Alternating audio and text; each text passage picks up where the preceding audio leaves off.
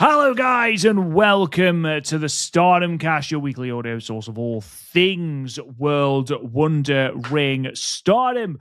I'm your host, Rob Goodwin. I'm joined by the man who puts Tuesday in Mr. Tuesday Night. It's Mr. Matt Turner. Matt, how are you on what I believe to be and pardon my French, bloody hot day? Yeah, we have a little heat advisory going on here. Really? So I got a whole bunch of fans going on, the heat, the humidity, and it doesn't help that they're fixing the water lines under our streets. So our water is shut off, or who knows? They just shut it off about 2 hours ago. So who knows when it'll be turned back on? But tell you what, Rob, that's the worst thing that happened to me today. Damn good day, buddy. Damn good day. And I get to talk to you about not one, not two, but three, as we say in Scranton, Pennsylvania. Fantastic shows from Stardom. And I'm excited to talk to you about who the new MVP is, because every week it's somebody different. And now we might have to put Momo Watanabe, Starlight Kid, Saya Kamatani in the mix with about 90% of the other field, but just a really, really fantastic 5-star Grand Prix. And I'm just looking at the matches from this past weekend.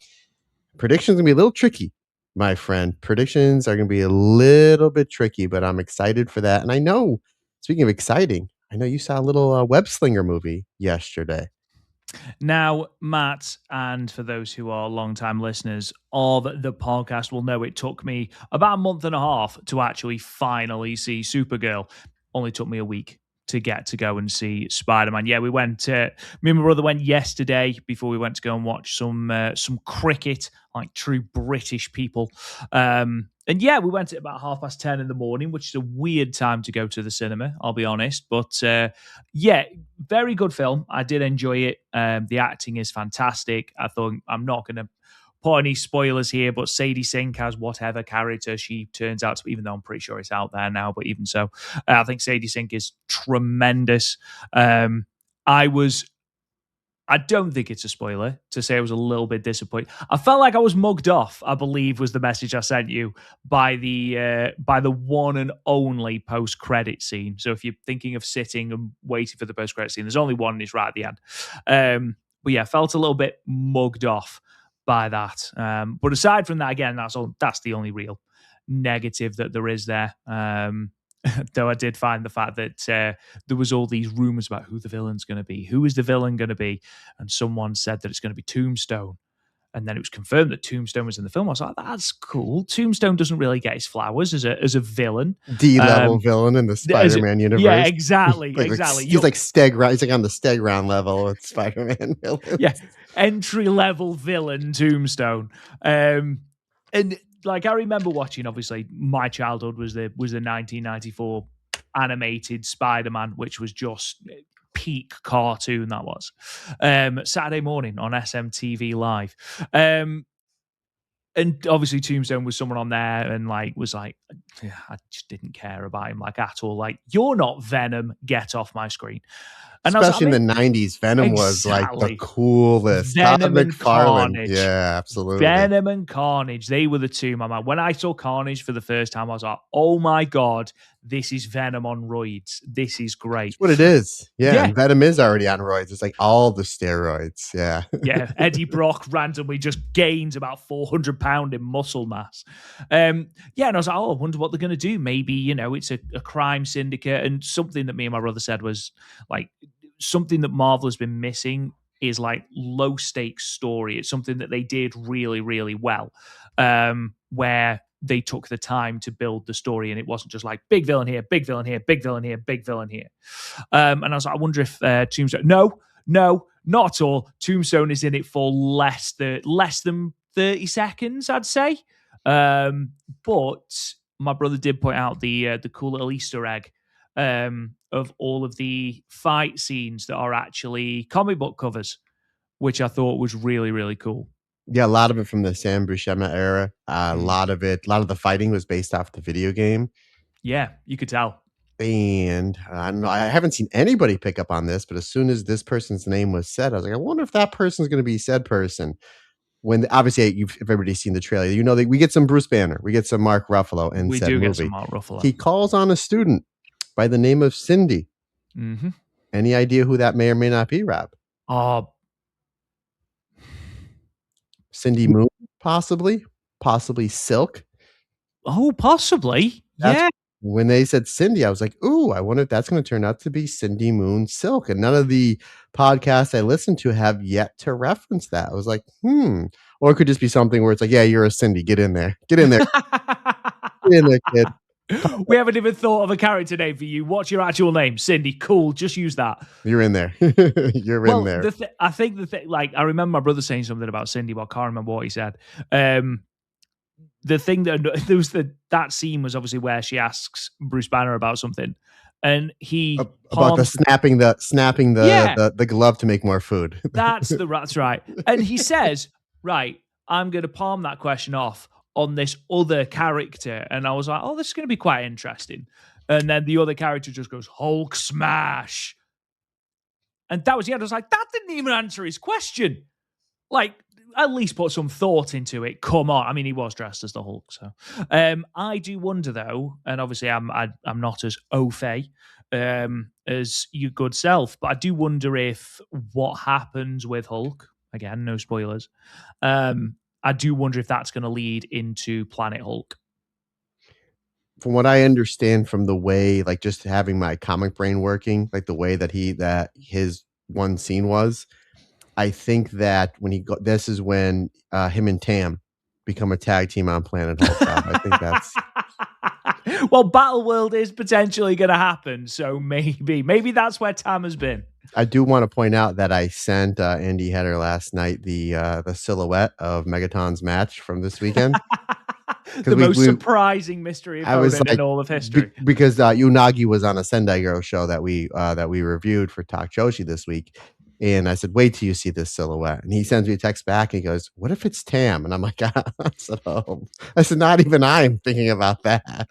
I said, "Not I." I think we just don't let it go, buddy. We don't let it go. I love. I don't know if you've seen Now Ishikawa's post match. I know this isn't the Marigold podcast, by the way, guys, but there was just something that really made me laugh. Now Ishikawa did a post match where I think it was the match where she lost to Nagisa Nozaki in singles. Actually, I think was it in Shinjuku? Might have been Shinjuku, and the soundbite was, "I don't want to be a wrestler that makes people laugh. I want to be serious." And I was like, I'm pretty sure that you did a match where the winner was the first person to eat a pork bun not 2 weeks ago against Megaton.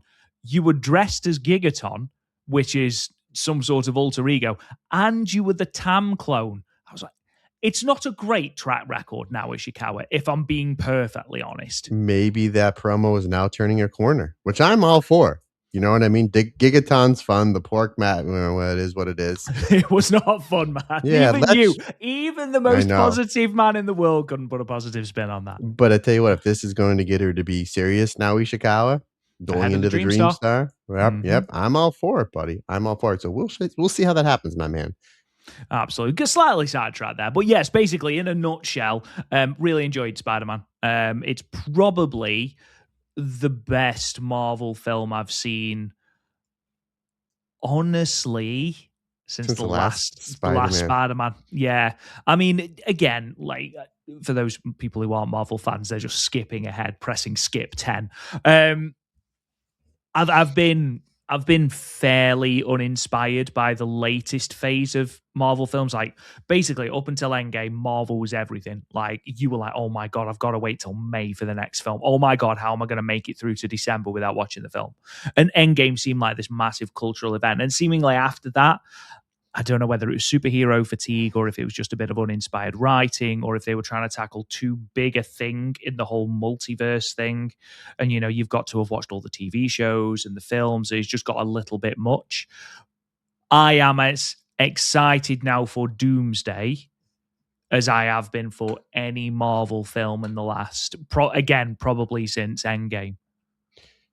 Since it's called Doomsday, do you think anybody hits the Doomsday device, Rob? I mean, I think it's gotta happen, right? If that's the way that they defeat Doctor Doom and it's Sentry and Thor, and Sentry gets Doctor Doom on his shoulders, and you just hear someone scream, "What a rush!" and Thor comes off oh my God. I mean, I'm wasted not in movies. And then in the bottom, like left corner of the screen, when that happens, Paul Ellering just happens to show up with the newspaper going like this in the middle of the fight scene. That's it. That's all you need. You know what I mean? That's Absolutely. it. You only need him on set for an hour. Put him on the green screen with the shades and just going like this with the newspaper. And what a rush, Rob! What a rush! Rush indeed. But yeah, again, slightly distracted. We are, of course, going to be talking about the latest 3 nights of the 5-star Grand Prix, night 7, 8, and 9 from Sendai Pit, Toshigi, and Korakuen Hall, respectively. Got a little bit of news here and there to talk about as well. Not a tremendous amount, though, again, more fantastic updates on Worldwide Hazuki, as well as some updates on the future of Stardom Championship. But before we get into all of that, Mr. Turner, before we talk about any Stardom whatsoever, what is coming up on the Patreon this week? Alternate commentary that we released this week is Utami Hayashishita versus Azumi in the 2022 5-star Grand Prix. My favorite 5-star Grand Prix tournament to date. This one is, it definitely in contention like the last few, but Azumi versus Utami in the 2022 5-star Grand Prix. That is up on your feed as of this past week. And then last weekend, we did release our roundtable discussion, where it was myself, Andy Zyke, and one Andy Header, where we went over our current top 10 favorite Joshi finishers. So that was a fun one. And then coming up this weekend will be the return of Matches with Matt as I go to Yes Wonderland 2021 as Miyu Yamashita challenges Rika Tatsumi for the Princess of Princess Championship. I figured this would be timely since Rika Tatsumi and Miyu Yamashita had a Match of the Year candidate about 2 weeks ago on round 2 of the Tokyo Princess Cup. So I figured I would go back and watch that match. Great match. That was still during the COVID era, so an empty Korakuen Hall. I actually just watched it a few hours ago. Really terrific match. And I know I've been teasing it. I just finished the homework. I just have to find the time to record it, but probably the next weekend, not this weekend coming up, but next weekend, the Momo Watanabe, her full run of last year's 5-star Grand Prix. Spoilers, the run that she wins the 5-star Grand Prix. Homework is done, all 11 matches. I just had to find time in the next 7-8 days to record it, but that'll be on your feed next week. And I'll tell you what, Rob, obviously we remember the 2 Suri matches with Momo. We remember the playoff matches with Ami Sori, with Soriano, of course, the final, one of the greatest matches I've ever seen ever in wrestling with Azumi. But the Hanako match and the Hina match, when I went back and watched it, I was like, wowzers, really underrated bangers in that run, and just gets lost in the shuffle of how great the 5-star Grand Prix is. And that's what I love about going back and doing these runs in the 5-star Grand Prix, because you're focusing on an individual or an individual match. And sometimes there's so much great wrestling that a match kind of gets lost in the shuffle because of how great everything's going. So I'm excited to record that one. And I already have my next idea on tap for the next few weeks. I'm going to be doing a review of the main events of the Surrealism shows. I'm going to divide that up into 4 different episodes just because those main events are long and really great. So I believe off the top of my head, I think Surrealism main event, first one was Suri and Chiro Hashimoto. I think it was chapter 2. I think it was chapter 2 is Takumi Iroha and Risa Nakajima versus Kairi and Suri. Yeah. And then we get to another Chiro Hashimoto and Suri match where Chiro Hashimoto double leg Suri and throws her into the 3rd row. So that's probably going to be divided up, probably 4 matches a piece. And that, again, that'll be over in the next month and change. So that's what's going to be going up on the Patreon. And just kind of a quick little sidebar, Rob, as I was doing this research for the Surrealism shows, I came across a match in 2019 I didn't know existed. And I don't know if you did. If you don't, I will send you the link. Because, sometimes you just keep the YouTube going and it goes into something. Of course. Match from 2019. Suri teaming with Shuri to take on Takumi Iroha and then World of Stardom champion Mayu Iwatani. Because Mayu has the red. Have you seen this yet, good sir? I haven't. Is this the match that set up the potential Suri and Mayu match that didn't happen because Suri signed for WWE? I believe so. Now, this match is just Right. clips because it does have Suri like in a little window on the bottom left-hand corner talking about the match as well. And the ring announcer back in 2019, a little known, unknown Natsupoi, Rob. Really? So, I didn't know that. That's cool. Natsupoi's the ring announcer. It's not the whole match. If anybody can find, because the clip's like 20 minutes. I was like, oh, like, I'm sure that if this went 5 minutes, it'd be great, but I noticed it was clipped. If anybody has the full thing of that match, I know it's 2019 because Mayu's got the red belt. So I was like, oh, sweet. And yeah, I mean, what a like. How do you rank those? Mayu team with Takumi Roha against Shuri and Sherry. Like, yeah, that's something. To the shock of nobody, Rob, it was a okay. But when we get off this podcast, I'll send you the YouTube thing that I just happened to stumble across, my friend. Absolutely. I'm certainly not going to turn that down. Great match, that sounds like. I knew that some sort of tag match existed. I just didn't know the relationship between between all four of the women. Just want to give a shout out to some brand new patrons: Tendy King, Andy Hodgson, Shane, Southside Phil, and Ryuji as well. Just wanted to give you all a massive shout out and say thank you, all of you, for subscribing to our Patreon and supporting the show. And of course, if any of you are listening and wish to join our Patreon, you can do at two different places: patreon.com/World of Joshi or www.worldofjoshi.com. And again, you can get literally hundreds of hours of bonus content, as well as all of our show reviews, show previews, our predictions league, which brings me to my next point in a second. All of our archived episodes ad free. So loads and loads of things on there. I've put up about 400 things today. I've literally been on it for 10 and a half hours straight today. So there's lots of content out there. Speaking of the predictions league, and again, I know this is not the Marigold standard, but Summer Destiny is the next show in our predictions league. The predictions form is live, but there is a perfectionist in me that means I need to wait for the Summer Destiny artwork to be released by Wrestle Universe. And of course, we're only 3 days away from the show, so why would the artwork be released?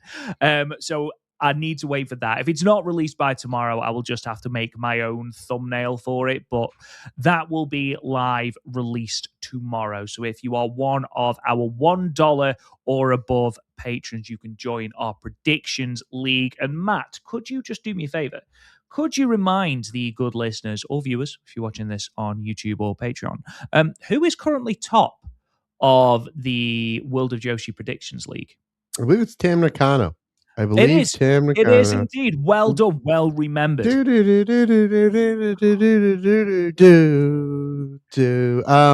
know who's on top, but I'm assuming, because I know that you did win the Tokyo Joshi Pro one. I did. So now is that where you kind of pitched me a softball? So are you now currently on in first place here? I will be honest, Matt. The reason I've put this up is because I want it on record before I lose all ground at the top of the league when it comes to Summer Destiny and the 5-star, because my 5-star Grand Prix predictions, oh goodness me.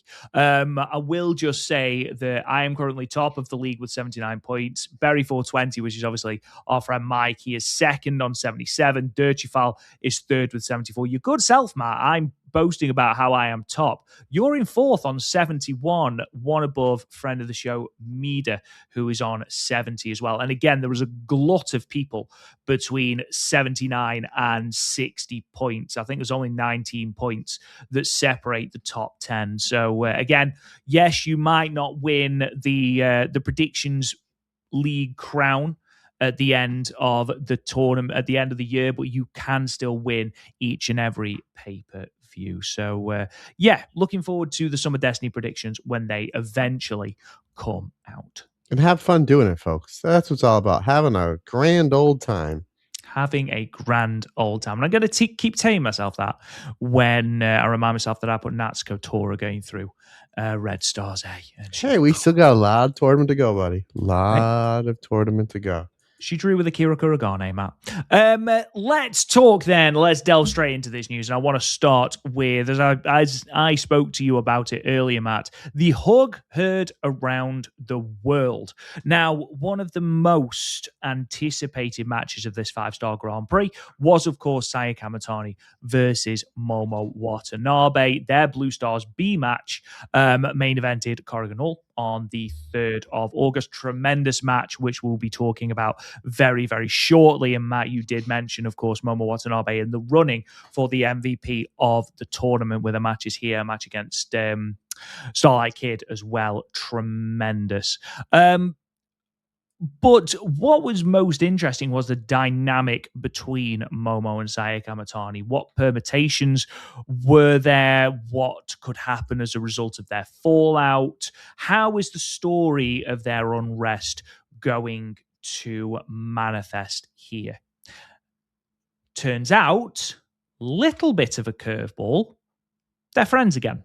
Now, I am not naive. I am fully aware that this is not the end of the story. Okay. I am fully aware that this is building to something else, especially as Saya Kamatani took to the microphone after the show and said, look, me and Momo fully on the same page. And when you have to tell people you're on the same page, tends to mean you're not. But I've got something in mind for both of us to do after the 5-star Grand Prix. What were your thoughts on this way of tying up this Corrigan Hall show? Because I think both of us were of the opinion that we are going to get some movement, whether that is more of Momo becoming more heel or Saya becoming more face or hate teaming with one or the other. What are your thoughts of just for the moment, and again, I'm under no impression that this is going to be the ending of this, the reconciliation between the pair? That's it. It's over. Move on to the That next slide, Rob. That's it. Yeah, they hugged it out. long-term storytelling is for losers Yeah. anyway. Who wants that? And definitely the Vince Russo fingerprints are going to be all over this because it's going to be a swerve, bro. Swerve, bro! It's going to be a swerve, bro. Didn't see this as the end. And this is really interesting. The fact the last two Cork and Hall shows ended in the TLD with Kid and Kamatani and Mhm. Kamatani and Momo. So I was like, oh, okay. Again, both two of the best matches of the entire tournament. That's for darn sure. So I didn't see that. And the fact that they made up, considering the fact that Ruaka was cheating a lot for Saya Kamatani. It wasn't like it was a missed hate crate shot. Like she was clearly like when like Tor pulled the ref, I'm like, or distracted the ref. Like, is she pulling the ref for Saya or is she pulling the ref for Momo? And then Ruaka's like, no, I'm 100% on Team Sai here, pulling the ref, hitting the hate crate over Momo Watanabe. Not one of those accidental shots that every single member of Hate seemed to miss. Like, that was clearly intentional. So I wonder what the backstage is like. Hey, Sai and Momo made up. But what was the backstage confrontation between Momo and Ruaka? That's what I want to know. It's That's what like, we all want to know. It's what we that's all want to know. that's what I want to. And if you do remember, obviously, again, Momo Watanabe won this tournament last year. She took on Kamatani for the red belt back at Crimson Nightmare, and there was really no interference at all. It was pretty well like the members of Hate just kind of stayed out of the way, let these two, have their match, and Momo's like, I'm not done. I'm coming back for that red belt.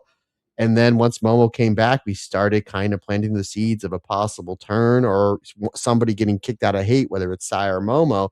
We figured here we would have a bigger direction, especially after the conversion. And then you're throwing Utami coming back in, trying to drive a wedge between her two former members of Queen's Quest, or maybe trying to get one of them to listen to reason and come back to the good side instead of the dark side, turning Jedi instead of Sith Rob. So didn't see this. Very interesting. I'm still under the impression that Sai and Momo are going to be somewhere in that playoffs together, possibly even the Blue Star Block final. And maybe that's where something happens there. Maybe that's where it looks like maybe Momo has a win and it's Saya that orders all the members of Hate onto Momo or the other way around. Because again, Rob, I literally just watched it. I told you I just finished the homework for the Patreon episode, Momo Watanabe. Last year, Momo called the dogs off Azumi. And we still never found out why. You remember the year before that, Momo and Mayu at Historic Crossover 2 Mhm. didn't use the bat, and we still don't know why. There's again, I'm going back to Star Wars. There's still good in her.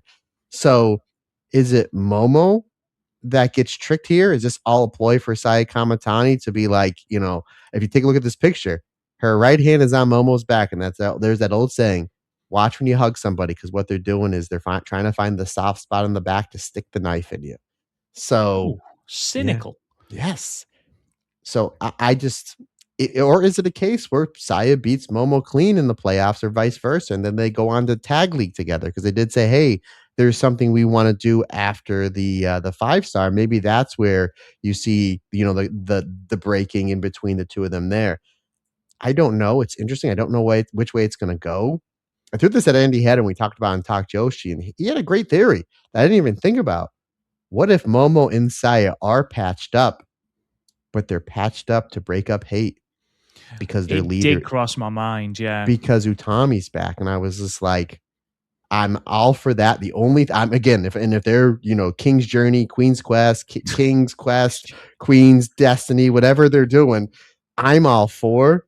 But my only thing is now if they were to do that, if they were to take Sai and Momo, they are together, but they're there to break down hate, and they leave, and then the two of them and Utami form some sort of faction again, whatever it is.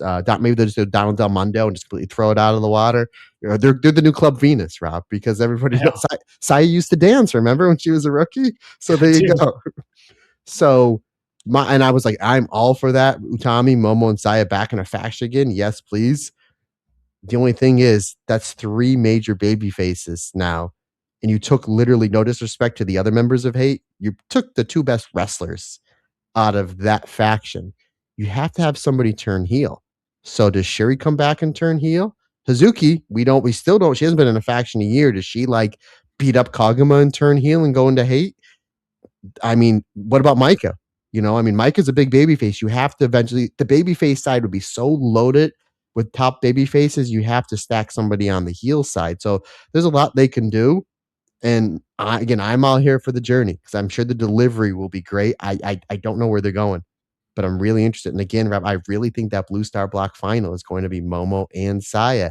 We may see something there, or they may meet somewhere in the playoffs.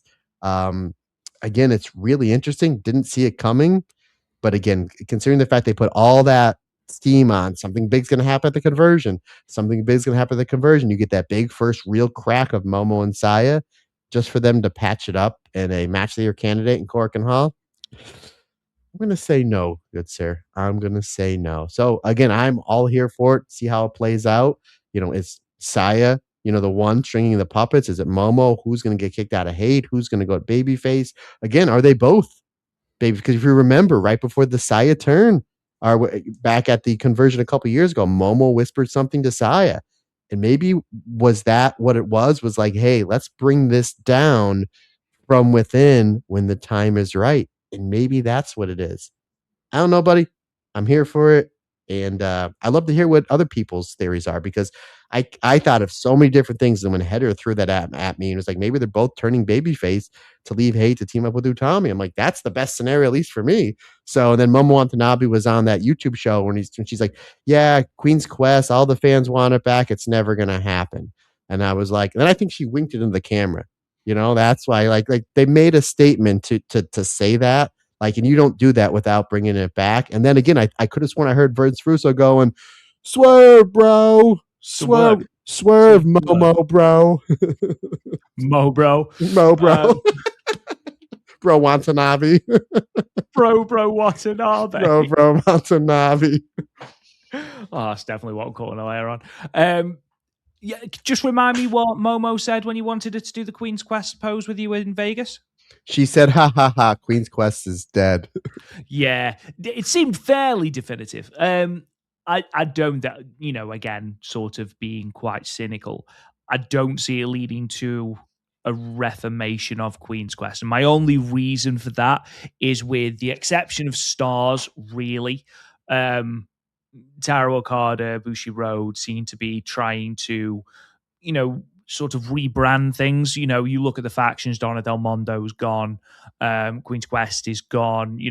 Instead we've brought in Mi Vida Loca, we brought in the Ito Respect Army, we brought in EXV, and then that sort of collapsed as well. They aren't opposed to folding old factions. I just don't see it being brought back. Now, the way I sort of see this is I don't see both of them leaving hate. I'd be very surprised if both of them left. I like the idea of them sort of bringing the downfall from within. I think that's a cool idea. I'd be really intrigued to see how they would be able to do that in a wrestling sense. But the idea and the notion of that is a really intriguing one. I think the chances are this will lead to, in some way, probably a singles match at Dream Queendom where one of them will end up leaving Hate. Um, Again, I think you can't afford for Hate, who are, again, it's worth pointing out, Hate are insanely popular for a heel faction. Like that, we were in Japan very recently. The amount of Hate merchandise that's around, and yes, you can argue that a lot of that is Saya Kamatani, but there was a hell of a lot of Konami shirts out there, lots of Momo merch as Momo, well. yeah. So Mhm. um, I think to lose two of your big merch movers for Hate together would be a little bit of a false step. Um, I can see this being a new beginning for Momo. I think that's the most likely situation, is that eventually Momo will just turn on Saya. And what I did like about this match, and of course we are going to talk about this match a little bit more in detail a little bit later on, um, is that yes, Ruaka gave the crate to Saya Kamatani. However, they tried to give the chair to Momo earlier on, but Saya wrestled it off Momo, and then obviously Momo got it back and absolutely wailed it over the top of Saya's head with absolutely no protection, which still gives me the There still gives I me was the the opposite shakes. side of the chair. I was watching this actually, with Amber, and I was like, "Wrong side, Momo, wrong side." I was like, "Oh, maybe Saya's gonna Van Damme it into her face," and I was like, "Oh, No, oh, just okay. just Yeah, no protection you at know all. how I feel about that, brother. Yeah, I Yeah, don't." it's rough to watch. It was very reminiscent of how Momo turned on Azumi. But it was quite cool to see the dynamics in Hate around the outside. Like, they passed Momo the chair, they passed Saya the Hate crate, they pulled the referee out during one of the pinfall. I think it was a Momo pin. Oh, it was the pinfall after the Peach Sunrise. Yeah, mhm. Um, so it was almost as though Hate didn't know necessarily who to throw their support behind. So there's inner turmoil in Hate. And I think that's a really cool story that you can continue to tell over the course of Crimson Nightmare, even over the course of one of the things that Saya Kamatani wants to do that's a cool idea is team with Momo during the Goddess of Stardom Tag League, and then they don't win the tournament, and that is the straw that breaks the camel's back, and one of them turns. Did Saya I know she said she wanted to do stuff with Momo. Did she say team in the Goddess Storm Tag League, Rob? I really don't know because I No, don't no, wanna she just said she got something that she wanted to do with Momo after the 5-star. beat her up, jump her. That's probably what she Well, yeah, wants to do. absolutely, yeah, just, steal a dog, I don't know. But I don't know if Momo even has a dog, I'll be honest. The reason why I bring that up is because can you imagine if they do team at the Goddess of Stardom Tag League, The and most what if OP tag team in that well, tournament. here's something else too I wanna throw at you. Obviously, we have, Natsupoi and Soriano, are, at the finals of the five-star Grand Prix, and obviously in a special singles match. What if at the end of that match, whoever wins, doesn't matter, if Soriano grabs a microphone and says like, "Look, this is the last Goddess of Stardom Tag League that you're gonna be in to Natsupoi. Like, we've done everything. We won the Mm. 6 persons twice, once with Kyrie, once with Tam. We've won the tag belts. We never won the tag league." And what if, like, the big focus is on pushing them on the tag league? So what if, like, we know going into the tag league, like, a month in advance, we got Soripoi and Momo Watanabe and Saya Kamatani. Happy Uncle MT, buddy. Happy Uncle MT, that's for sure.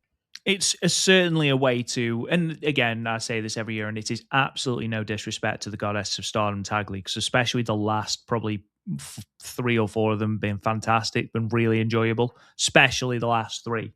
Um, it is the least. It's sort of it's the lowest on the totem pole in terms of Stardom's tournaments. If you were to have a final of Momo and Zaya versus Sioripoi, that's a huge final. That would main event Korakuen easily.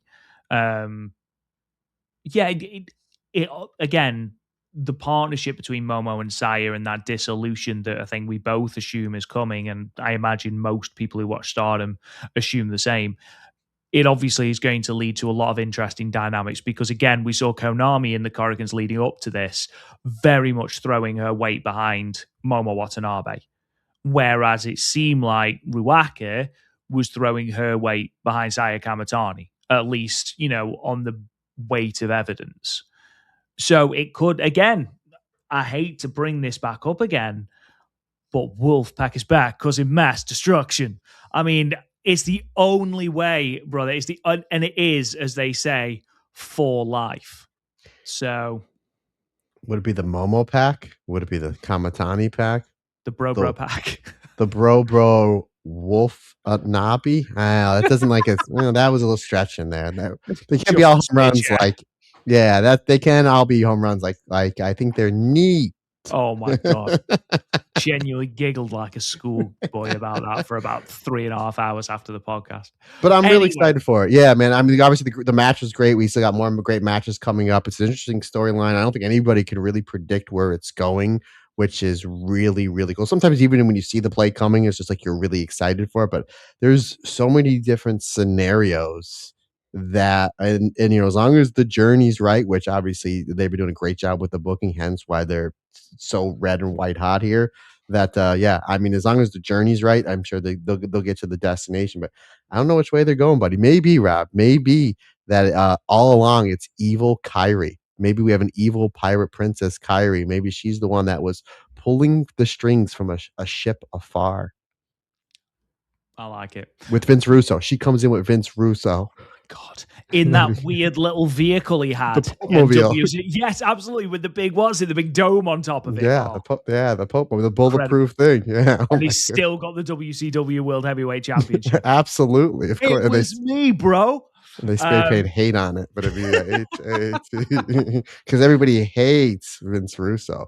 However, the Vince Russo is a really good guy. Like from the friends of mine that have worked, on shows with him, worked with him, and have met him. Vince Russo he's a good dude. He may not understand wrestling like Jim Cornette does. Goddamn, but he's a good dude. He's a good dude. Yeah, he's in JCW at the moment, isn't he? Yeah, he's I talked when big storylines with JCW. Yeah, when I had my impromptu interview with J-Rod when I saw her in Vegas, because she's like, "Oh, I'd love to do another interview." I'm like, "You got time for 2 minutes?"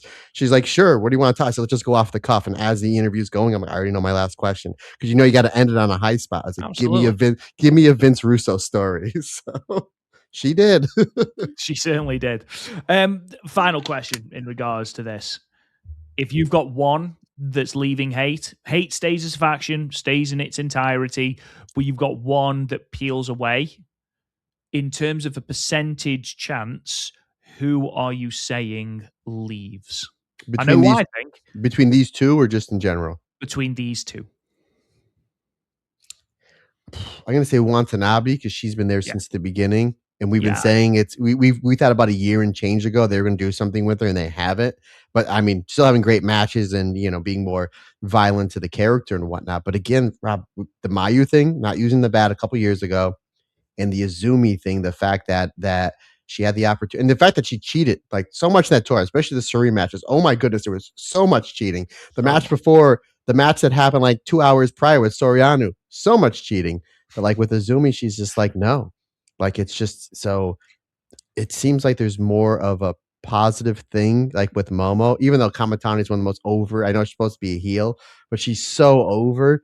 If it ain't broke, don't fix it. Yeah. At least, I mean, I think it works either way. But again, we'll see what happens. I'm going to say Watanabe, but that's 55, 40, 45. I mean, it's like a razor thin margin. There was I think it's Momo as well. I think that is by far the more logical choice. Give Momo her moment. Again, I have a feeling that had she not had the 9 months out with the ankle injury, it would have already happened. More or less straight after the Azumi. I wonder if the Azumi match was sort of telegraphing things for that Saya Kamatani match at Crimson Nightmare, and then she would just the ankle injury was too much and she needed to get it sorted. Again, it's I've heard nothing in regards to that. It's just a case of I wonder if that's it would make sense. Saya Kamatani, there was something on social media that she's getting even more mainstream coverage now. And again, when that's happening, you don't need to turn a babyface. Just keep her as she is. Because if she's getting this much recognition and she's supposedly the biggest heel in the company, keep it the same because the company is going to benefit from that. And I think Momo would benefit more from that face turn at the moment. Give her that moment, give her the opportunity to run with the red belt. I mean, can you imagine Ryogoku on the 29th of December if it was Momo Watanabe holding that red belt up? I Good still Lord. I still think she walks in with it. Again, my prediction is Momo beats Suzu. Suzu gets the bye because I still don't think anybody's beating Suzu, or I maybe don't she might think have a anyone draw. beats Suzu. Suzu gets the bye. It's Suzu and Momo in the second round in Hall. Momo beats Suzu. Then Momo loses to Kamatani on the semifinals on the final night. And either To the World or Crimson Nightmare, Momo wins the red belt. And I still think, again, I mean, obviously, things have shaken up so much over the last 3 or 4 months that I don't, Tommy's back. Who knows? Yeah. Sayaka Kurora was red belt champion. Suzuki's was red belt champion. Oh my goodness, fantastic. But again, my prediction is Kamatani versus Momo Watanabe for the red belt in Sumo Hall at Dream Queendom. That's my prediction as it stands. So could I be wrong? Yeah, there's a good possibility, but I mean, who knows? Who knows? Who knows what the main event of Sumomo Hall Oh, will be? Oh my God. bro, bro, Stop me, bro. Stop bro. me. Vince Right, Russo let's cast. move on before I think we've almost quadrupled the amount of times we've talked about Vince Russo over the entire length of this run. This is like episode 323, I think, of the Stardom cast, which is wild, by the way. Thank you for listening. And I think we have quadrupled the amount of times we've talked about Vince Russo in a single episode. Well, Um, we have work to do next week then, Absolutely. bro. Imagine just the Russo cast. Anyway, some great news coming out of Ring of Honor, and Hazuki is going to be challenging the forever champion, the Ring of Honor women's champion, Athena, for that belt at Death Before Dishonor, Friday, August the 21st. What a sensational match this is going to be. I loved Athena versus Rina. Athena versus Hazuki is going to hit like something completely different. But Matt, I have a feeling it might hit like something else completely for you because this, my friend, is taking place where? EC Dub Arena. Absolutely, because Rob, I am not busy enough that Over weekend that weekend. between Saturday night. Let me refresh everybody's memory. Saturday night, the Tokyo Princess Cup final, bleeding right into the 5-star Grand Prix final. Mm-hmm. Then go to work at my side job because I'll be off the next 2 weeks over there. Then get up Monday, sometime, I don't know when, and going to watch the Surrealism show and then record with you our 5-star Grand Prix final and then get on a plane to go see you because recording with you is not enough. I need to hang out with you, buddy. I Absolutely, of need to, course. yes, absolutely. We need to take it to the next level. So, I did see this like 2 weeks ago that they did announce Death Before Dishonor, very much like last year, was going to be in the ECW arena. Last year, if you remember, the main event was Athena versus Mina Shirakawa and Bandito, and I think at Hechicero. I was like a double main event, but it was a phenomenal show. I was like, I think I may go to this. I think I may go to this. Then I think it was last week on AEW. They had a 6-person tag where they were really focusing on Athena and Hazuki. And and Hazuki kept talking about, like, kept pointing at the belt.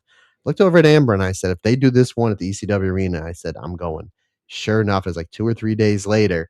I had a whole bunch of people sending me messages, and I was like, match graphic, it's official. It Athena is. versus Hazuki at the ECW arena. Literally, I mean, why you want to talk about a jam-packed weekend for me, brother? I cannot be any more excited. I will be definitely sleeping quite a bit on the plane because I will be sleep deprived in the best way possible. I'll be running on energy drinks, branched chain amino acids, coffee, matcha tea.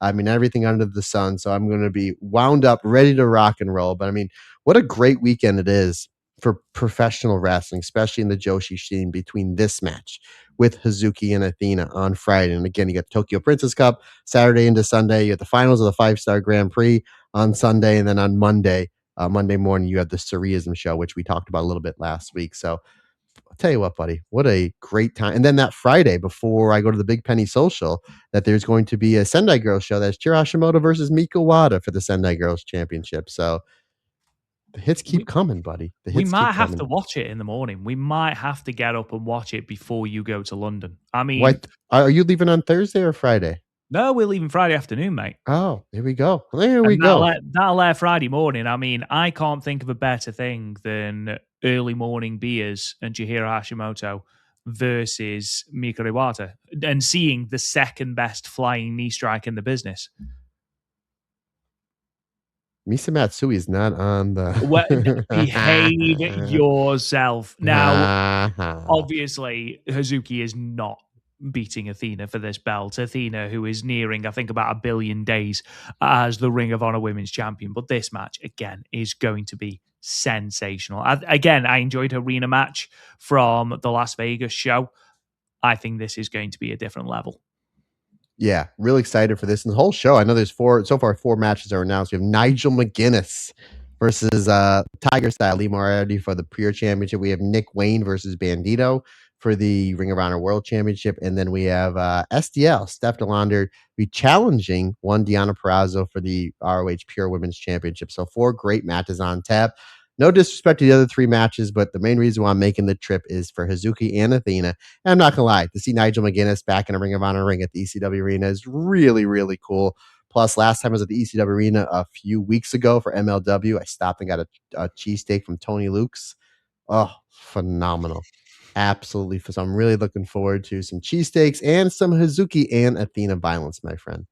Absolutely. Just the taste of nostalgia, wasn't it? Speaking of that show, Matt, on the 28th of 28th of July, 28th of August, sorry, the top of Joshi Wrestling that Sendai Girls are putting out, Yoyogi National Stadium Second Gymnasium, which of course is going to be main evented by Chihiro Hashimoto versus Mika Iwata for the Sendai Girls World Championship. It's also been announced that Aya Sakura will be a part of that show, where she will be facing Yuna in singles action. And these two have quite a history in Sendai Girls for that Sendai Girls World Junior Championship, Matt.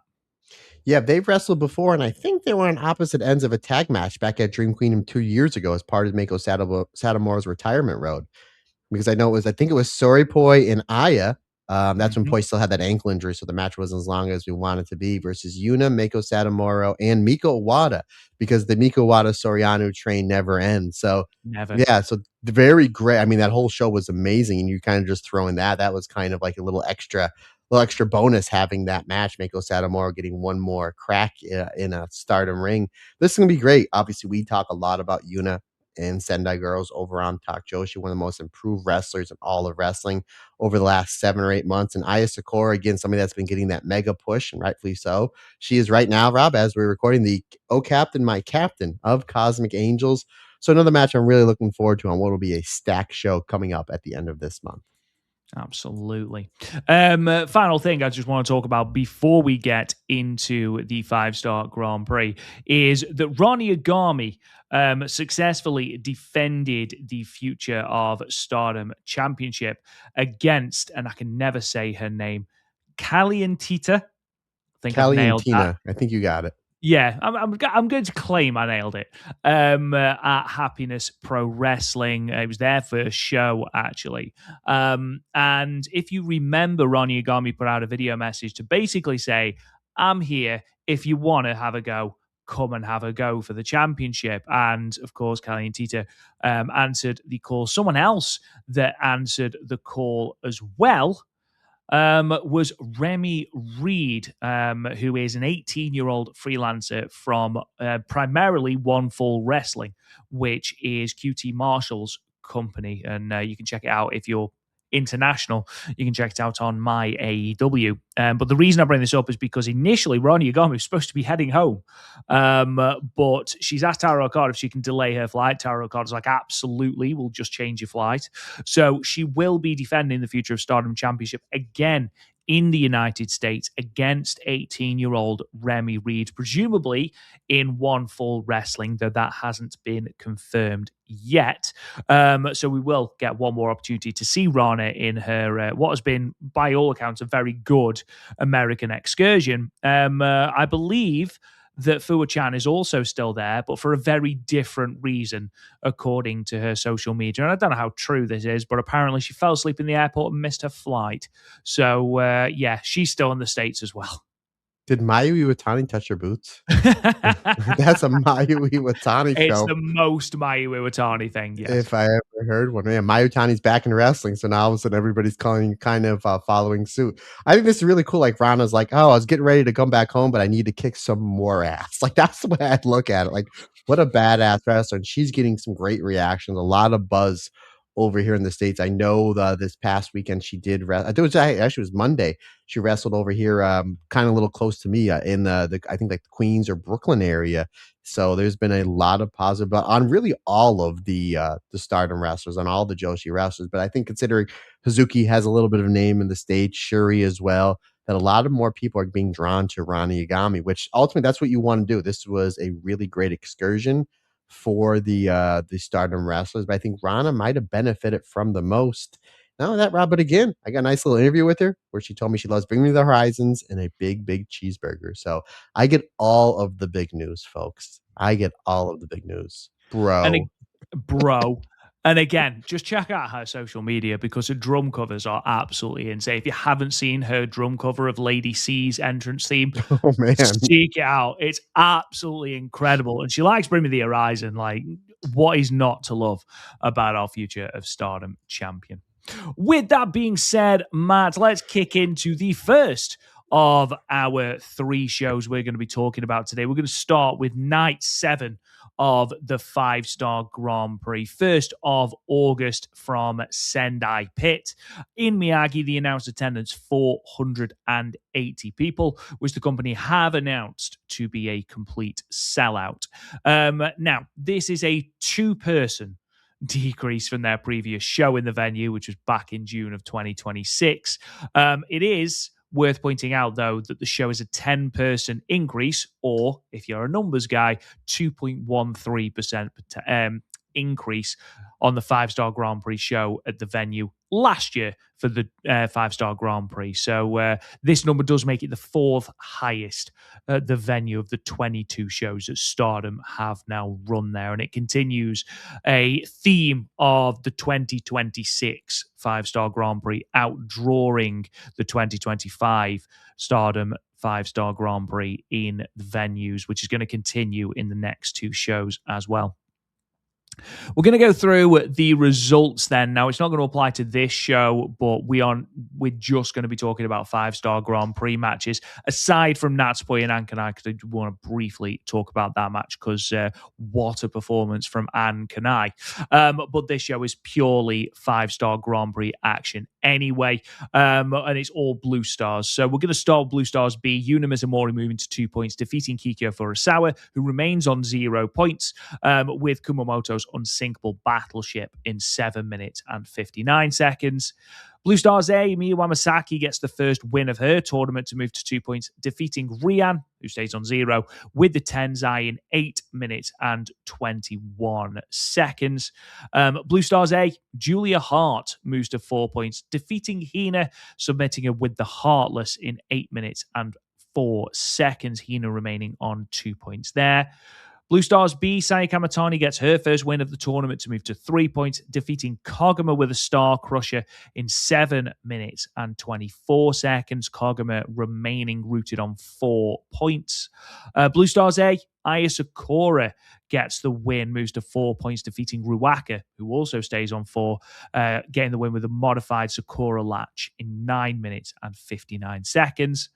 Blue Stars A, Suzu Suzuki moves to 6 points, defeating Hanako, who stays on 2, hitting the tequila shot for the win in 11 minutes and 6 seconds. Semi-main event, Blue Stars B, Momo Watanabe moves to 6 points, defeating Amisori, who stays on 2, and is another person to be in that MVP conversation. Momo getting the win with the Peach Sunrise in 13 minutes and 34 seconds. And then in your main event, Blue Stars B, Hanan moves to 6 points, defeating Starlight Kid, who stays on 1, hitting a wrist clutch backdrop in 11 minutes and 28 seconds.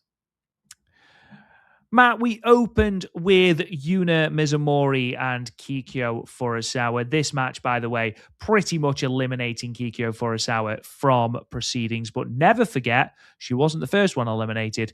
That unfortunate honor fell to Lady C. But again, Yuna Mizumori continuing a fairly impressive tournament, an impressive tournament that we knew she'd have. We knew it was never going to be about points for Yuna. She's in a dreadful block to try and get points. But in terms of performances, a performance here, a performance against Momo on the opening night, it's been a really good tournament for her. And the match she had against Starlight Kid as well at Korakuen Hall, which was tremendous, culminated in getting dropped on her head, but a great match. And I thought this was another good performance. Another good performance for Kiki Furusawa. Yeah, I thought Kikyo was really great here. She's gonna have great matches because she's terrific, and again, she's in the same block with Yuna, Kagama, obviously next level wrestlers like Han and Starlight Kid, Momo Watanabe, and Saya Kamatani, so there's no way she's going to have a bad match. But this was a fun opener to start. Not really a lot of time, but 8 minutes. I understand why, especially for those back-to-back must-see matches at the end, that's you want to devote your time to. But I liked how it's like Yuna's using the high speed offense and Kikyo's trying to slow her down with her different variations of the Indian death lock and the ankle lock of like how to get into certain things. But eventually, just Yuna, which is too much experience towards the end here, hits the sit out DVD and then huge running lariat for the 3 count. I think good enough match to start the show. I like to see these two maybe wrestle, maybe for the high speed championship, maybe somewhere coming off the 5-star Grand Prix. 3.5 stars for me, partner. Yeah, her running lariat is really underrated. We talk a lot about Utami's, we talk a lot about Sayuridas, especially Micah's. Micah's, yeah, but Yuna Mizumori's, and again, I'm going back to that Starlight Kid match. She hits one on Starlight Kid, and it looks like it proper rocks Kid. She really throws everything into it. It's great. Rian and Miyu Amasaki next, then. Miyu getting her first win of the tournament. Rian, unfortunately, still awaiting that first 5-star Grand Prix victory. Went 0-4 last year. It looks like she might be going 0-4 as well this year, Matt. Yeah, who knows? I really enjoyed this match. Like, I figured this Miyu's great. Rion's obviously getting over with the crowd and getting better each and every time. But it was like the simple things, like the little things in storytelling that I like, with the great wrestling to start the match, the pacing. Like, not they weren't going like 1,000 miles an hour or doing 100 different things. Like, hey, we're the second match here. Like, obviously Miyu Amasaki's a champion in this company. Rion will eventually win every belt ever in the history of wrestling because she's Absolutely. Rion, of course. So they did a great job setting a really nice pace. And it was a very like clean pro wrestling match, which I really enjoyed. Rion, she gets her first big spot here in the match with a running Rion cutter for a 2 count and then a crossbody. Rion then hits a stunner. So we got the DDP Stone Cold Steve Austin, maybe the Stone Cold Diamond Rion. Maybe that's Ooh. how, yeah. We will have to get that there. She hits the stunner for a 2 count, goes for the apricot, but we do have Miyu Amasaki counters the apricot with the Amana Hadadashi. I think I now have that right each and every time. But Rion rolls through that. We get some great roll ups back and forth. We get the Miyu special and the hammerlock DDT that sets up Miyu to hit the tensai she was trying for early on in the match. That gets the job done. Again, I really enjoyed this. I enjoyed this so much, but that I actually gave it 4 stars. Wow. Okay. Yeah. Again, I think Rian's performances have been tremendous, and I think Miyu was unlucky not to get a win or at least a point against Hanako in her first match. Her second match. Her second match. I apologize, but again, it was a very they're a good partnership. These two, I must admit.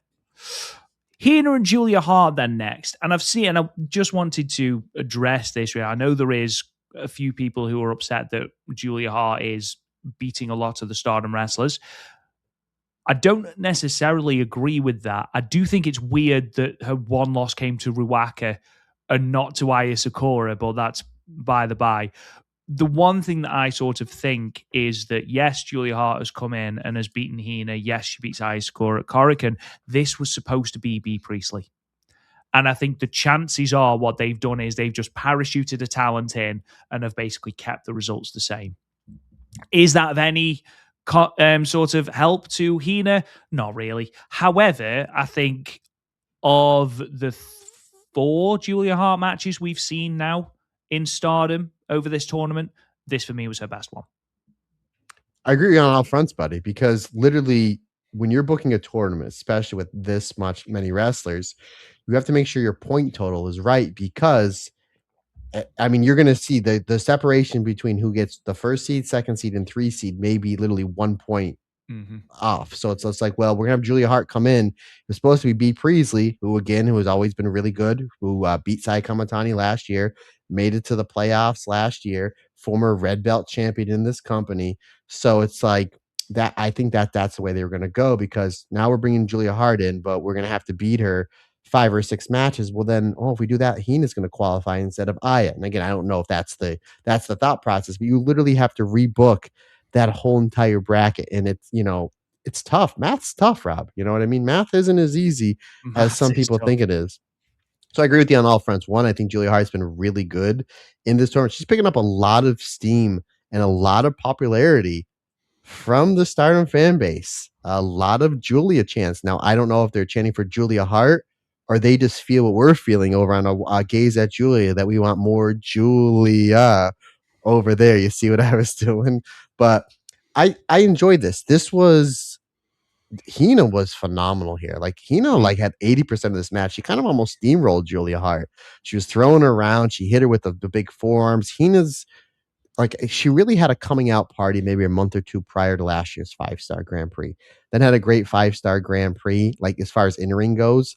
But it really seems like the fall and winter months last year, her aura, her charisma, like her Mm. feeling more sure of herself on the entrance alone is coming into a different level. So again, that's why I have Hina going into when we did our big primary, I have her going into the playoffs. Obviously, she's got some work to do, but we're still not done yet. Yeah, I thought this was a really fun match. Hina did dominate a lot of this match, and Julia Hart had to come back towards the end, which I think the crowd was really respecting Julia Hart. Obviously, they're cheering for Hina. She's one of the bigger baby faces in this company. Julia Hart is coming in as a heel, but yet I think the crowd really bit into the whole Julia Hart stuff towards the end. Hina hits the Hina hammer for a 2 count. They get a ref bump. Julia Hart then that uses that to eventually lock in the Heartless for the tap out. Another match I really enjoyed, buddy. 4 stars because the crowd was really into it, involved with it. So I gave it the extra credit. I thought Hina here, even the loss, looked really good. And yeah, Julia Hart picking up 2 more points, moving on in the tournament. Yeah, the crowd reactions you can tell, especially at Corrigan, people are coming around to Julia Hart. She's reacting more with the crowd. She's participating more with the crowd. And she ultimately is a heel as well. That's something you've got to remember. And she's just got a really cool hat. I mean, look at that graphic. It's a really cool hat. You cannot underestimate the power of having a really cool hat. Ask Sonada. Speaking of which, buddy, here's our Simpsons reference. Remember they go to Camp Krusty and they embark like Krusty, a kid got eaten by a bear. Did he really? Oh my god! He's like, well, no, it's just his hat. Was it a nice hat? Yeah, it was a nice hat. Oh no! You can't eat somebody's nice hat. You brought Krusty the Clown to tears.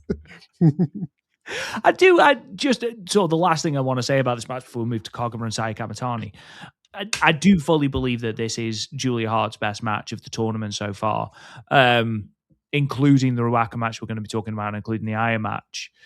And I do wonder if it's because we talked about this last week with Rian.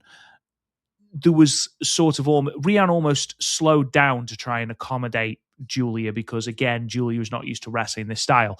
Hina did not afford her that opportunity. Hina wrestled her usual style. You're And coming with me. basically, exactly, it was a case of I'm dragging you with me, Julia. So just do you. And I think Julia actually stepped up to it really, really well. And again, the Ruaka match, there's a lot of gaga in that match, as you would expect between two heels. And are they sort of aligned, the Triangle of Madness and Hate? Because Tekla's still technically in Hate, so I assume they're sort of aligned. But you saw it as well a little bit in the Aya Sakura match as well. So yeah, full credit to Hina, who again really is doing tremendous. I don't know if you've seen the stuff on social media. She did some sort of interview with Lady C, and she was talking about when she pointed like Usain Bolt to the top rope, and she said, I thought it was going to look far cooler than it ended up looking. It looked a bit weird. So every time now she apparently is going to do that. But also they did talk about the change in aura, the change in confidence, and she said it came from when she challenged Rena for the Future of Stardom Great Championship. match. Very good match, but apparently, and I don't remember this at all. I don't remember a lot of things, guys. But apparently, when she came out to challenge, she'd memorized the promo she was going to do, and apparently just lost it. Just sort of couldn't remember what she was supposed to say. And she said it's a really horrible promo, really awkward promo.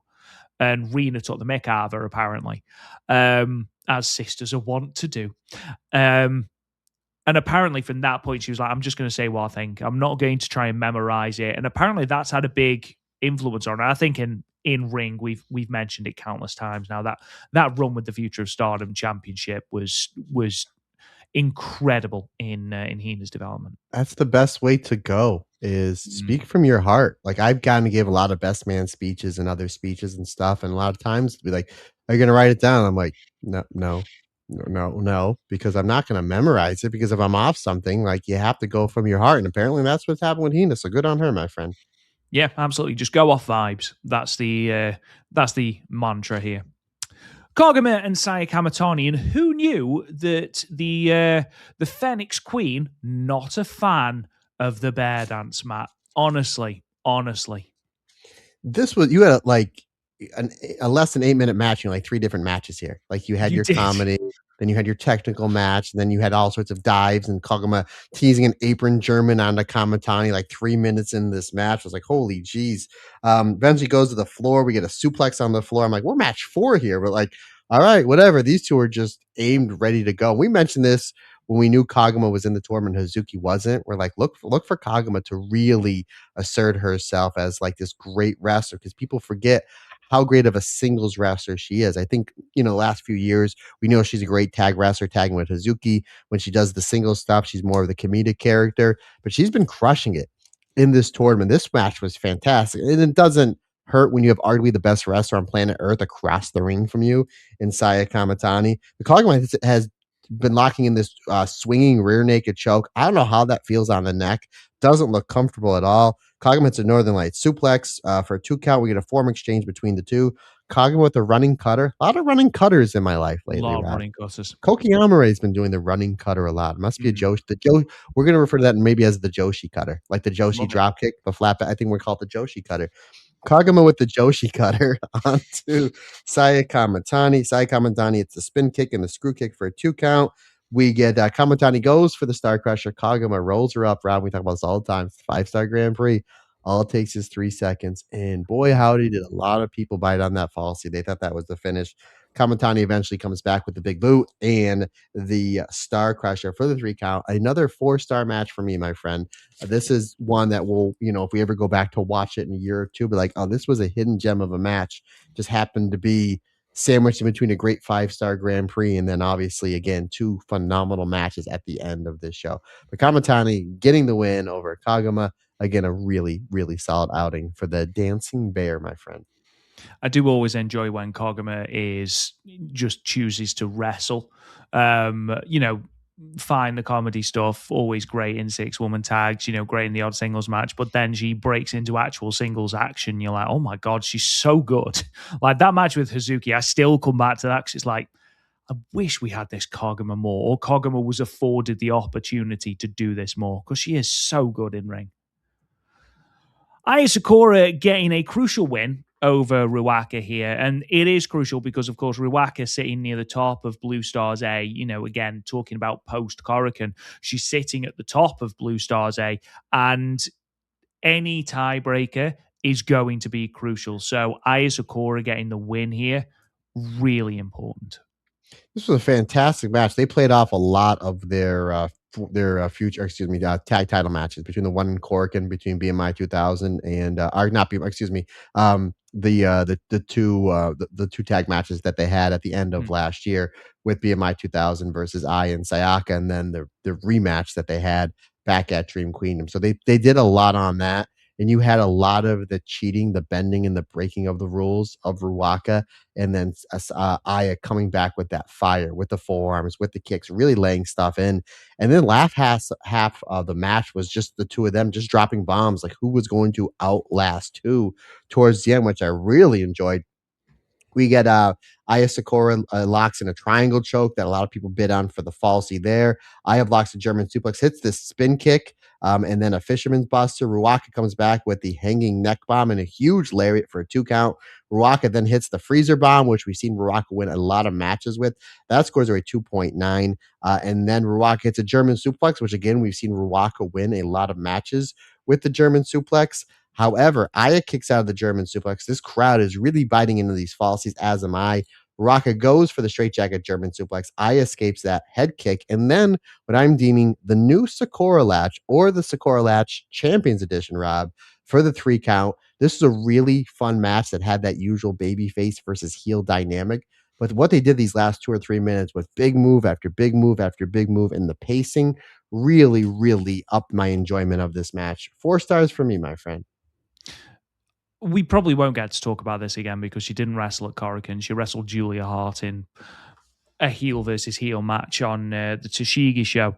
What have your thoughts been on Ruaka's tournament so far? I think we sort of assumed that she'd be sort of Tora, but not Tora, if that makes sense.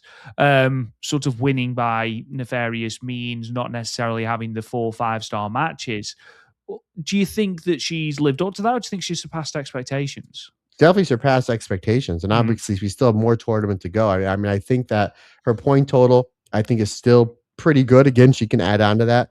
The match quality's been great. She's been telling great stories. She's getting proper heat on herself, thus getting proper sympathy on the baby face, which adds towards those false finishes. Whether she's winning or whether she's eating the L, it's adding on more. It's putting more seasoning onto that steak when you get towards the end of these matches. And again, Rob, we talked about it about an hour or so ago.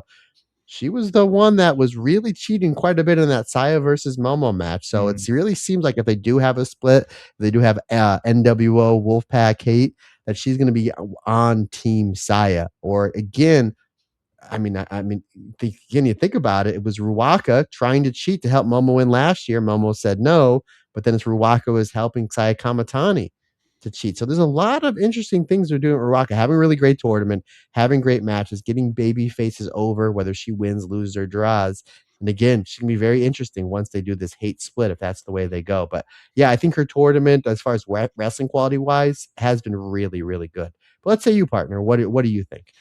Oh, massively surpassed my expectations. I sort of thought that we were just going to get sort of, sort of 3-star matches across the board, matches that, are good, but certainly not ones you are going to go back Paint by and numbers. exactly, the cookie cutter matches we got from Ruaka in previous tournaments. But no, I think she has surpassed expectations. This match here with Aya was tremendous, certainly, and I think certainly the pick of her matches going forward. Hanako and Suzu then, and certainly Suzu Suzuki's most competitive match so far out of the 3 that she's had. I'm still surprised that Hanako didn't nearly get the win or potentially get the time limit draw. I think this was probably, with the exception of Julia Hart on the final night, I think this is probably going to be Suzu's biggest test in this block. I thought Hanako looked great. I was wondering if we might get some sort of surprise here, some sort of shock. I mean, you mentioned it a little bit ago with the Koguma and Zaya match. It does only take 1 3 count, but they did give Suzu the win as Red Belt champion, which is fair enough. And I do think from here she runs the rest of the block. I'd be amazed if she drops a point now.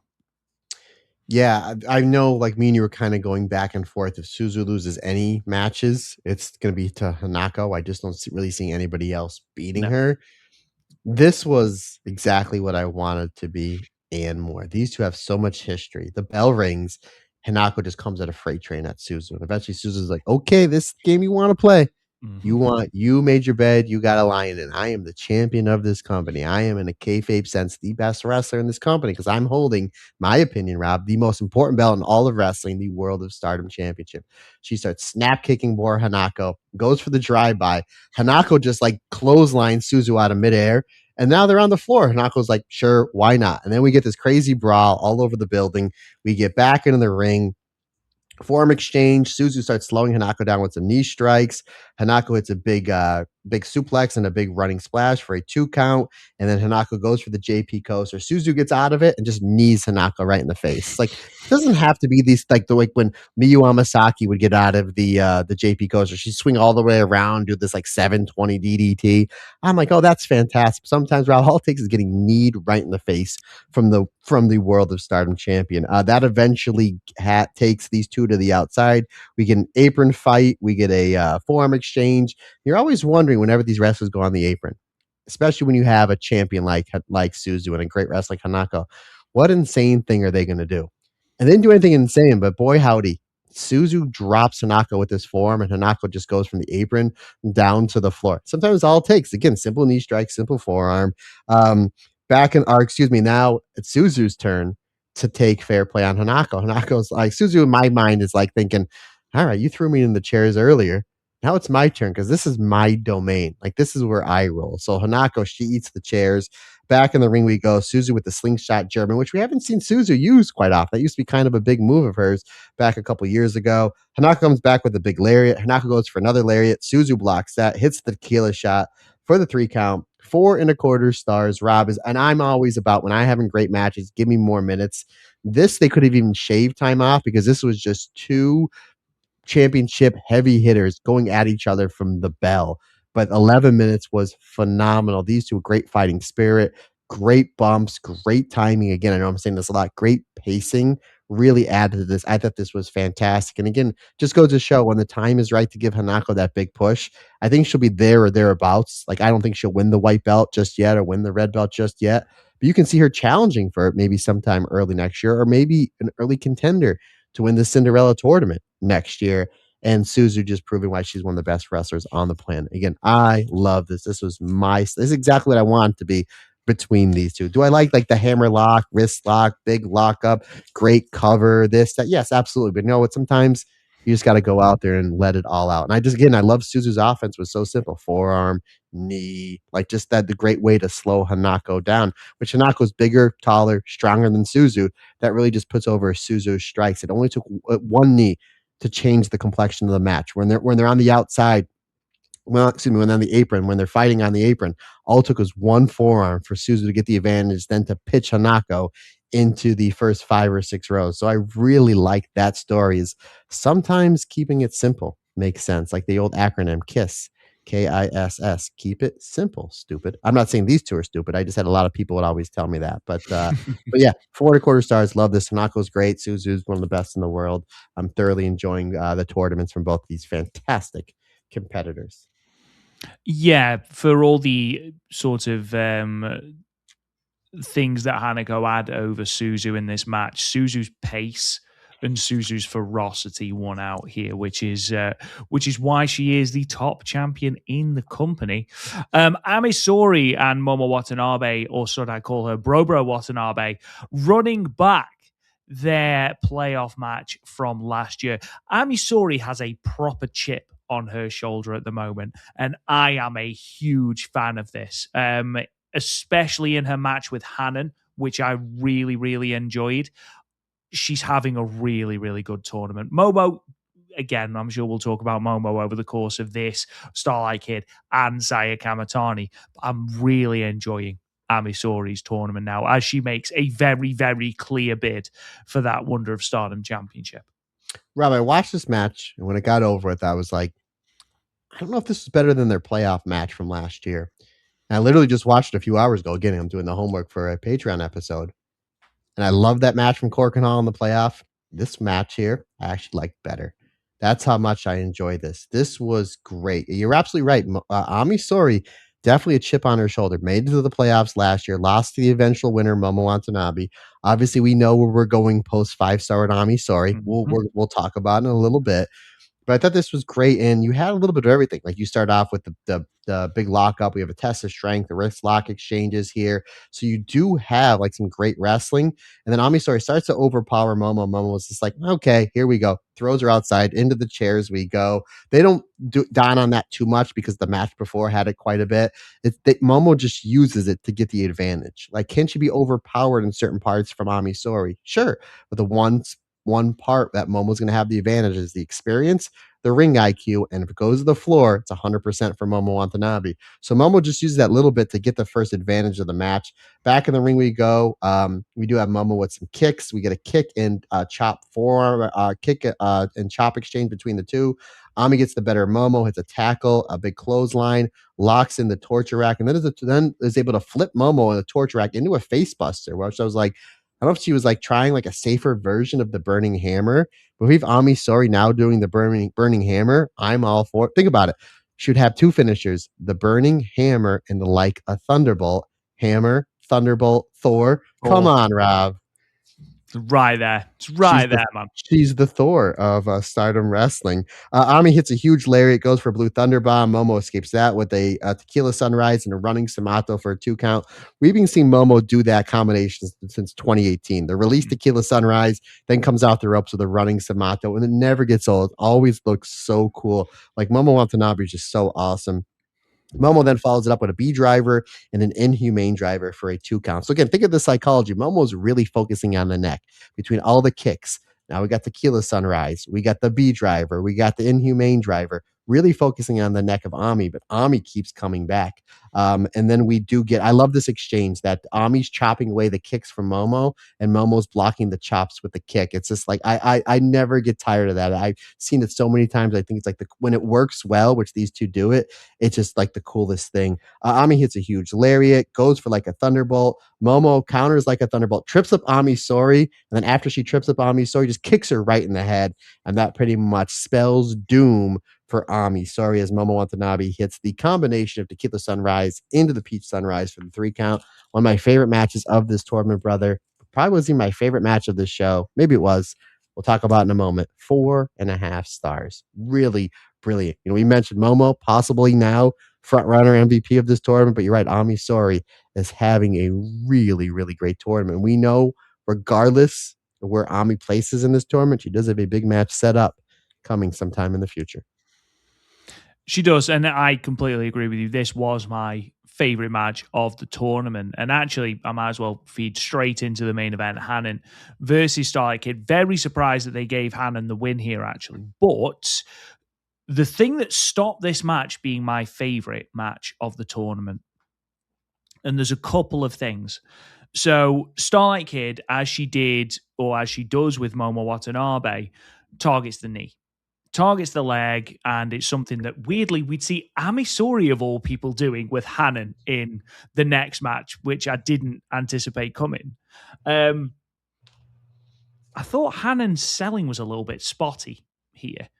She did some really good selling, especially in the moment, but then would charge in for the corkscrew forearm and things like that.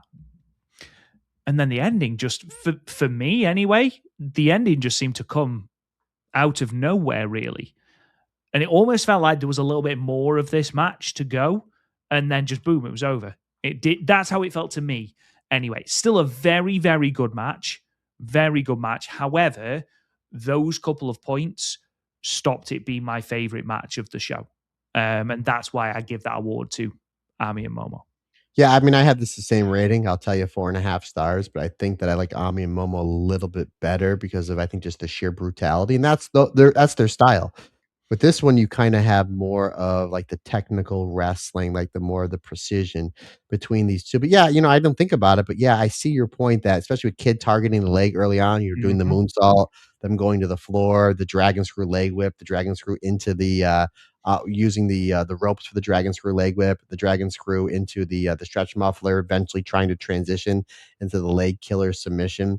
Where yeah, it would have got more sympathy behind Han if she was like doing those running spots, which you still can do, but if she was Absolutely. doing it like maybe on one foot, then you're really pulling for her because she's as white meat of a baby face as they have in this company. And Mhm. Starlight Kid is obviously a massive baby face as well.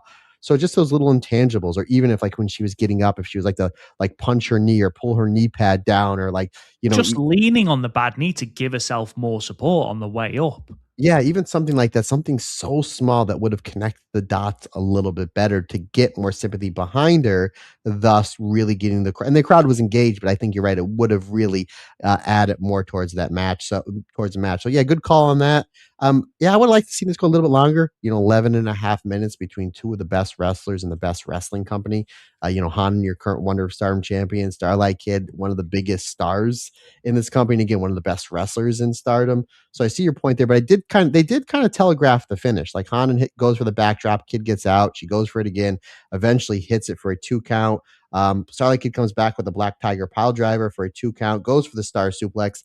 Hanan escapes the star suplex with the backdrop hold for the 3 count. So they were exchanging falsies here, but I think they could have maybe drug it out a little bit more, or even have a little more buildup. Again, I think had this gone 12 or 13 minutes and they invested 45 to 50 seconds of those 2 or 3 minutes onto Hanan selling to kind of give it that better, again, I know I'm saying this a lot, better pace towards the match, and would given the crowd that up and down roller coaster. I think they would have got more out of it. But again, who am I to tell these two to wrestle? 4.5 stars, but I see your point on that one.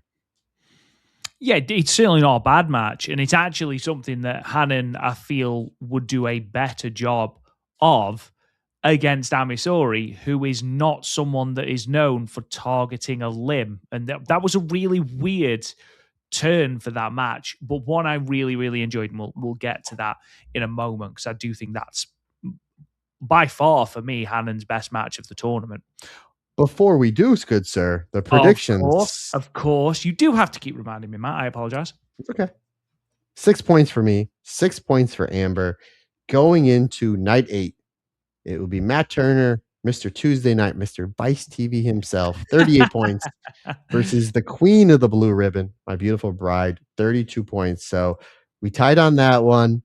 However, for all of you anti-Tam fans, you're going to be excited on where we ended up on night 8 in the Utsunamayu like you, buddy. There you go. Let's talk about it then. We are live from Utsunamaya, night 8 of the 5-star Grand Prix, the 2nd of August 2026. From the Light Cube in Toshigi, the attendance 766, which Stardom again confirmed to be a complete sellout of the venue, second show in a row. Now, not only is this a 12.65% increase on the previous house at the venue, which was 680 back in June of 2026, but, and these are incredible numbers, it is also a 41.33% and 52.59% increase, respectively, on each of the 5-star Grand Prix shows at the venue last year. So last year in 2025, they ran 2 nights in Utsunamaya, or 2 shows in Utsunamaya. I believe it was on one day, an afternoon and evening show where they drew 502 and 542 people. A phenomenal increase here for this show. And altogether, this makes this show the second highest the company have run at the venue, falling just short of the 896 they drew for Matt's favorite show in the world, Path of Thunder, Dun Dun Dun, and Rock and Roll. And rock and bro. Rock and Brawl. Love it. Let's talk then about the rest of this show then. The results, all 5-star Grand Prix matches, all Blue Stars matches aside from one match in the main event, and that'll become obvious very quickly as this is the hometown of Hanan, Hina, and Rina. Some really weird results in the opening part of this show, and we'll get into that in a second. We open with Blue Stars B match. Saya Kamatani moving to 5 points, defeating Kikyo Furusawa, submitting with a reverse Boston Crab in 7 minutes and 15 seconds. Blue Stars A, Suzu Suzuki makes it 4 wins out of 4 to move to 8 points, defeating Rian, who stays on 0, hitting the tequila shot in 4 minutes and 21 seconds. Blue Stars A, Miyu Amasaki moving to 4 points, defeating Aya Sakura, who remains on 4 points, hitting the Tenzai 8 minutes and 58 seconds. Blue Stars A match, a match we've already talked a little bit about. Ruaka moves to 6 points, inflicting Julia Hart's first loss of the tournament. She stays on 4.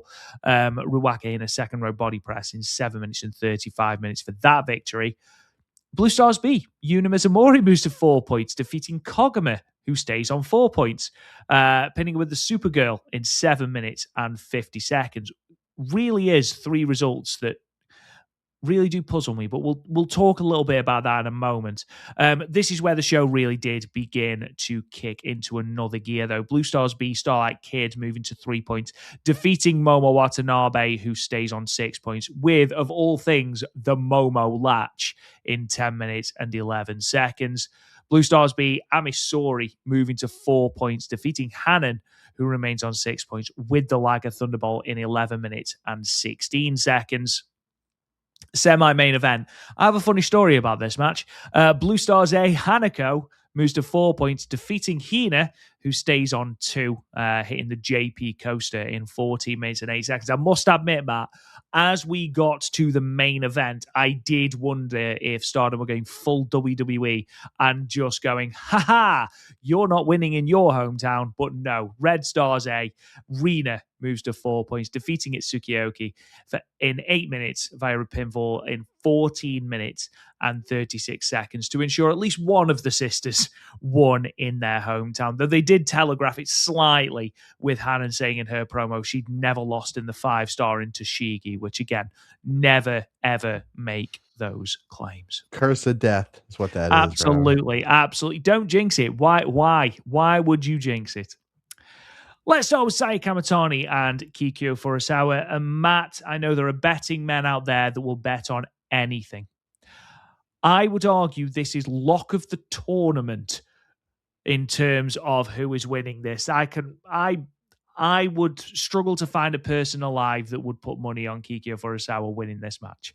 Oh, bless you. I want to know somebody that did, because I want to interview them. A brave person. What a way to start the show. This was, it was a solid match. It was a fun match. But what a way to start the show with, again, your biggest draw ever in the company. One of the biggest draws in all of wrestling over there. On YouTube as well. Yeah, in the wonderful country of Japan. Kikyo was solid here. Again, Kamatani, she does this almost better than anybody in wrestling right now. Taking somebody, again, she's middle of the card right now at best is Kikyo for herself. For now, I wouldn't be shocked if she's a main eventer in the next few years because she has unlimited potential. But Kamatani is 1-on-1. She's, the top tier in this company. Kamatani makes her look like she belongs, like selling, putting her over, making sure and Kikyo's as a solid wrestler, don't get me wrong, but Kamatani makes the stuff that she does look good, makes it look great, and makes the stuff she looks great look phenomenal. Make it look like she can beat anybody in the world, which is really what you want for your top heel. Again, look at Ric Flair.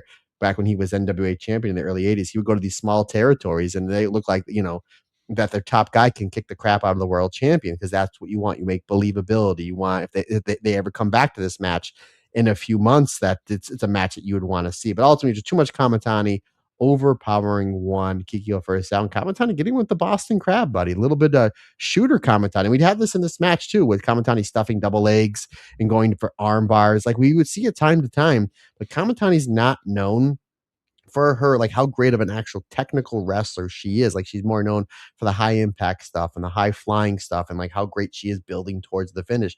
Kamatani here, a little shooter style Kamatani, which I am all for. I'd like to see that side of her breaking out arm bars and knee bars and half crabs. So I'd like to see that a little bit more here from Saya. Thoroughly enjoyed this one, buddy. 3 3/4 stars for me. Moving on then, and Rian's miserable tournament, in terms of results anyway, continues as Red Belt Suzu Suzuki plows through her in less than 5 minutes. Entertaining though, and that is something that Rian does very, very well, is entertaining, Matt. Yeah, this was really entertaining because Rian comes out and starts forming Suzu. It's like she's the world champion. She's a big ass kicker. But you know what? No fear, Rian. That's for darn sure.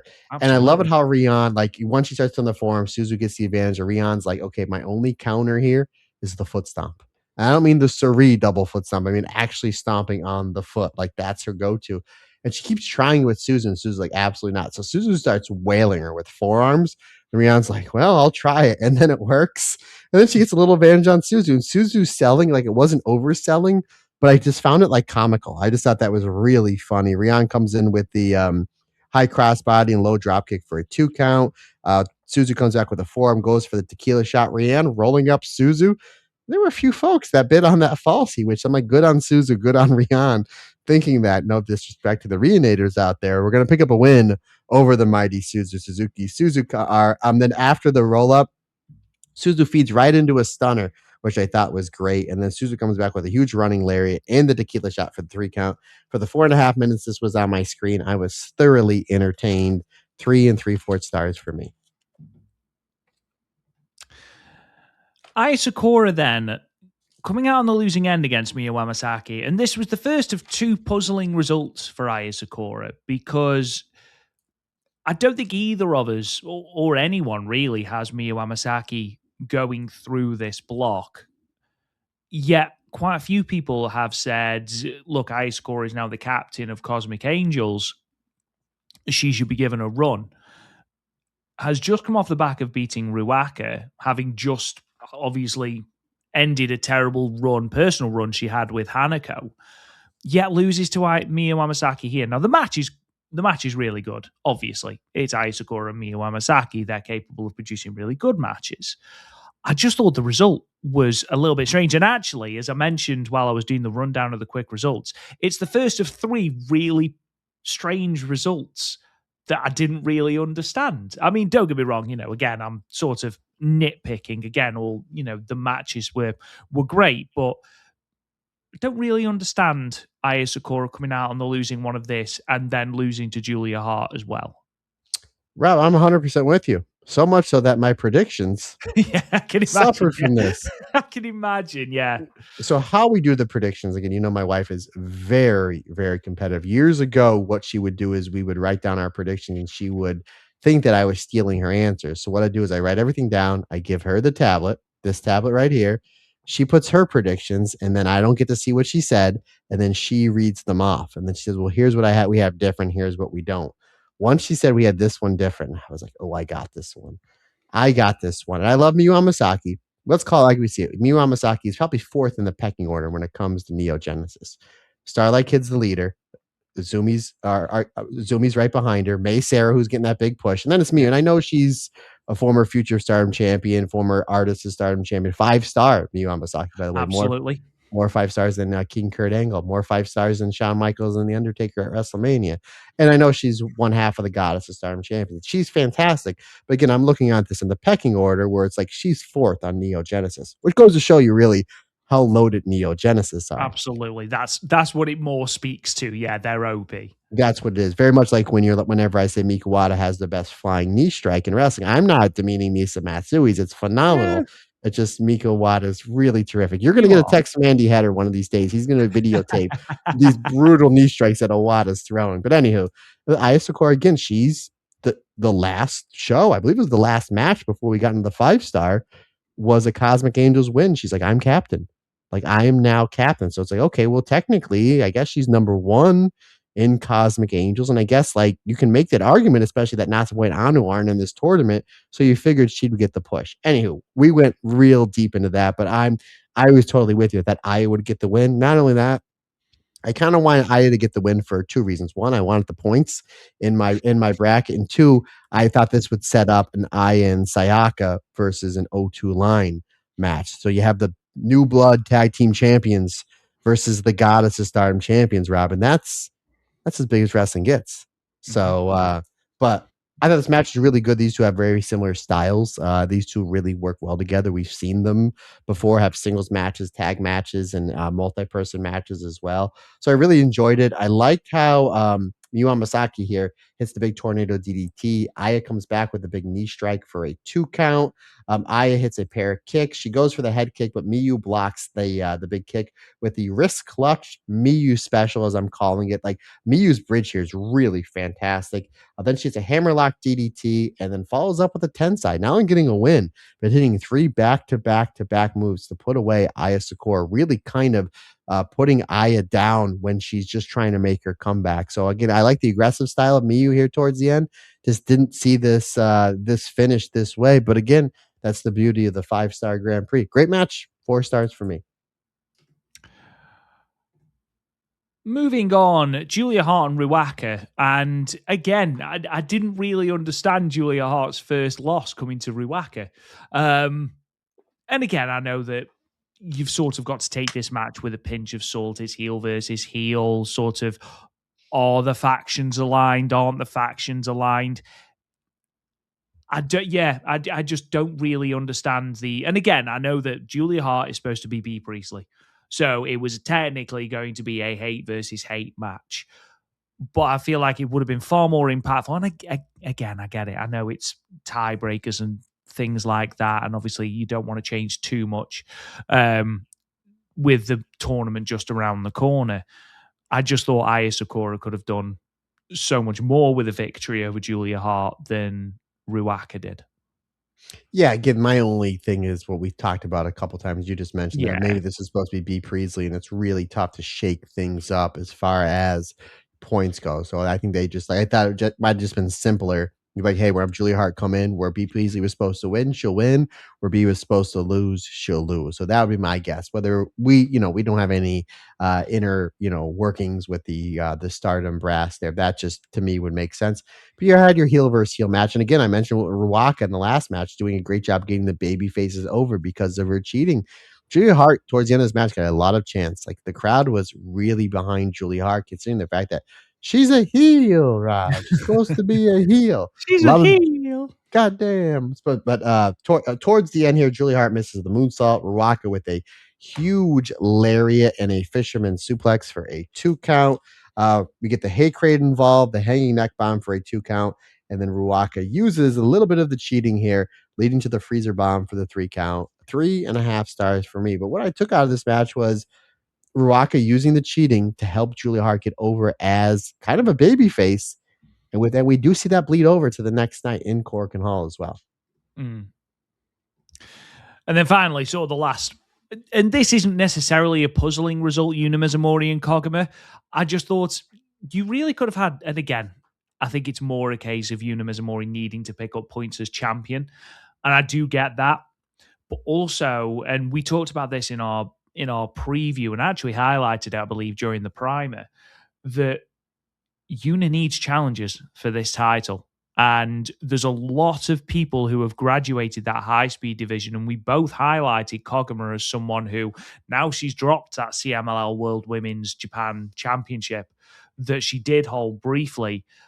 Surely the high speed champion, Koguma's not someone who's going to ascend, I wouldn't have thought, especially now she's technically a freelancer. She isn't going to be challenging very often for the white belt, although both of us would lose our minds if that happened. The high speed championship is something that I feel like Koguma can be a stalwart of.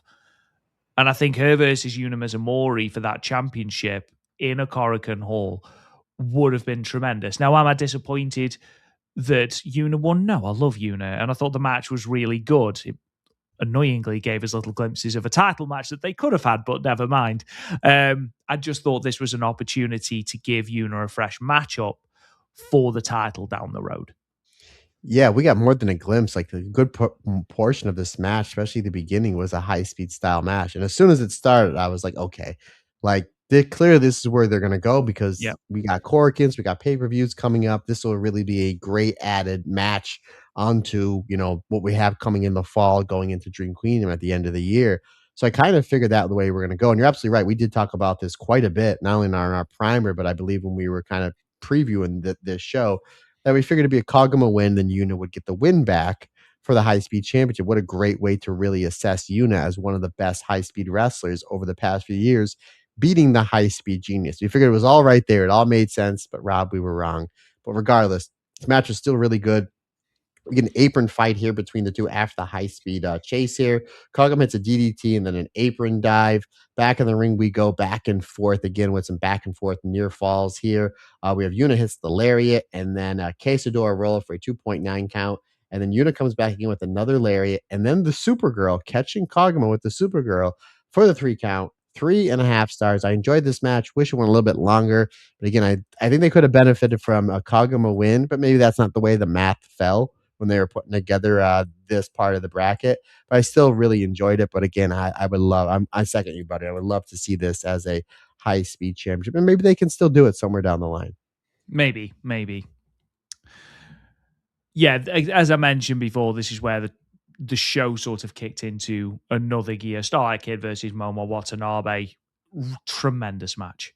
Really, really good, melding the power and strikes of Momo Watanabe, the speed and relentless limb targeting of Starlight Kid, and then the snap finish worked really, really well in this match. The Momo latch executed flawlessly by Starlight Kid to get the win here.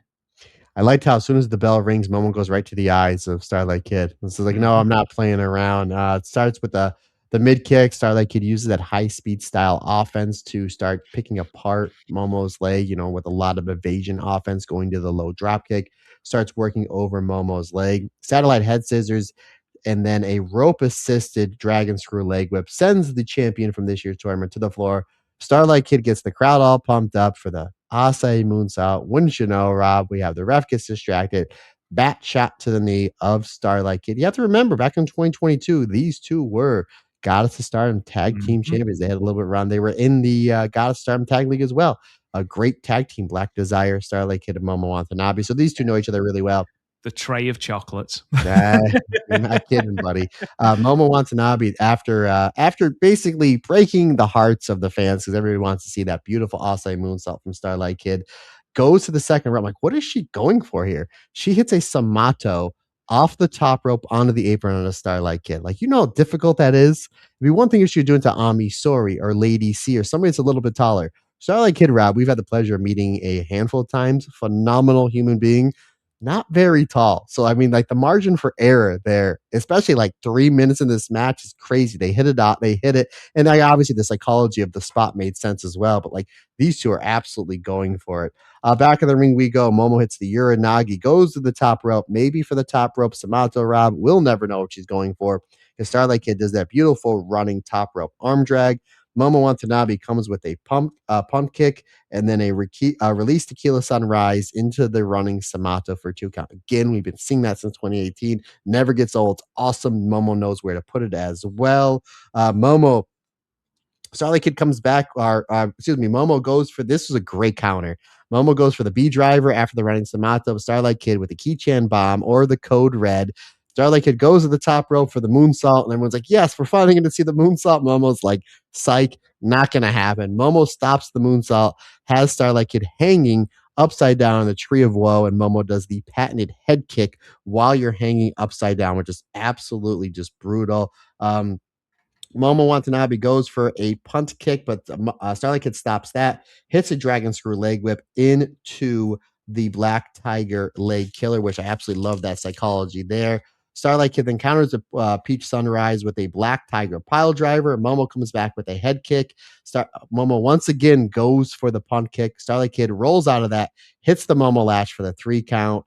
4.5 stars. I loved how Momo in this match stays away. Like she keeps countering the moonsault, where Starlight Kid's like, I'm gonna keep countering the punt kick, and eventually countering the punt kick does in Momo Watanabe because she throws it with such force that when she throws it, misses, she turns around. By the time she turns around, there's Kid with the Momo latch and rolls it up. So I loved it how we didn't get to see the great moonsault and we didn't get to see the brutalization of that kick from Momo because again, these two know each other for being tag partners in Oedo Tai a handful of years ago. So I like that. Eventually, it does in Momo. Starlight Kid has the upper hand and is able to outsmart Momo Watanabe, at least for those 3 seconds, Rob. And that's all it takes is 3 seconds. One of my favorite matches of this tournament, 4.5 stars. And again, Starlight Kid, I I think she's had a new mask. It's kind of the same color scheme, but I think she's had a new mask. I think every match or every other She match. has. I think the fur around the sides is something to do with the opponent each time. I think. Oh, kind of I like in think. the 2021 5 star, whenever she beat somebody and she would open up her robe, she had a mask that was similar to her Yeah. opponent, Yeah, like she did a for the like high speed championship run as well. yeah, like Craven the Hunter, Starlight Kid the Hunter. I love it. I love it. That's what she should come out as next time, Craven the Hunter.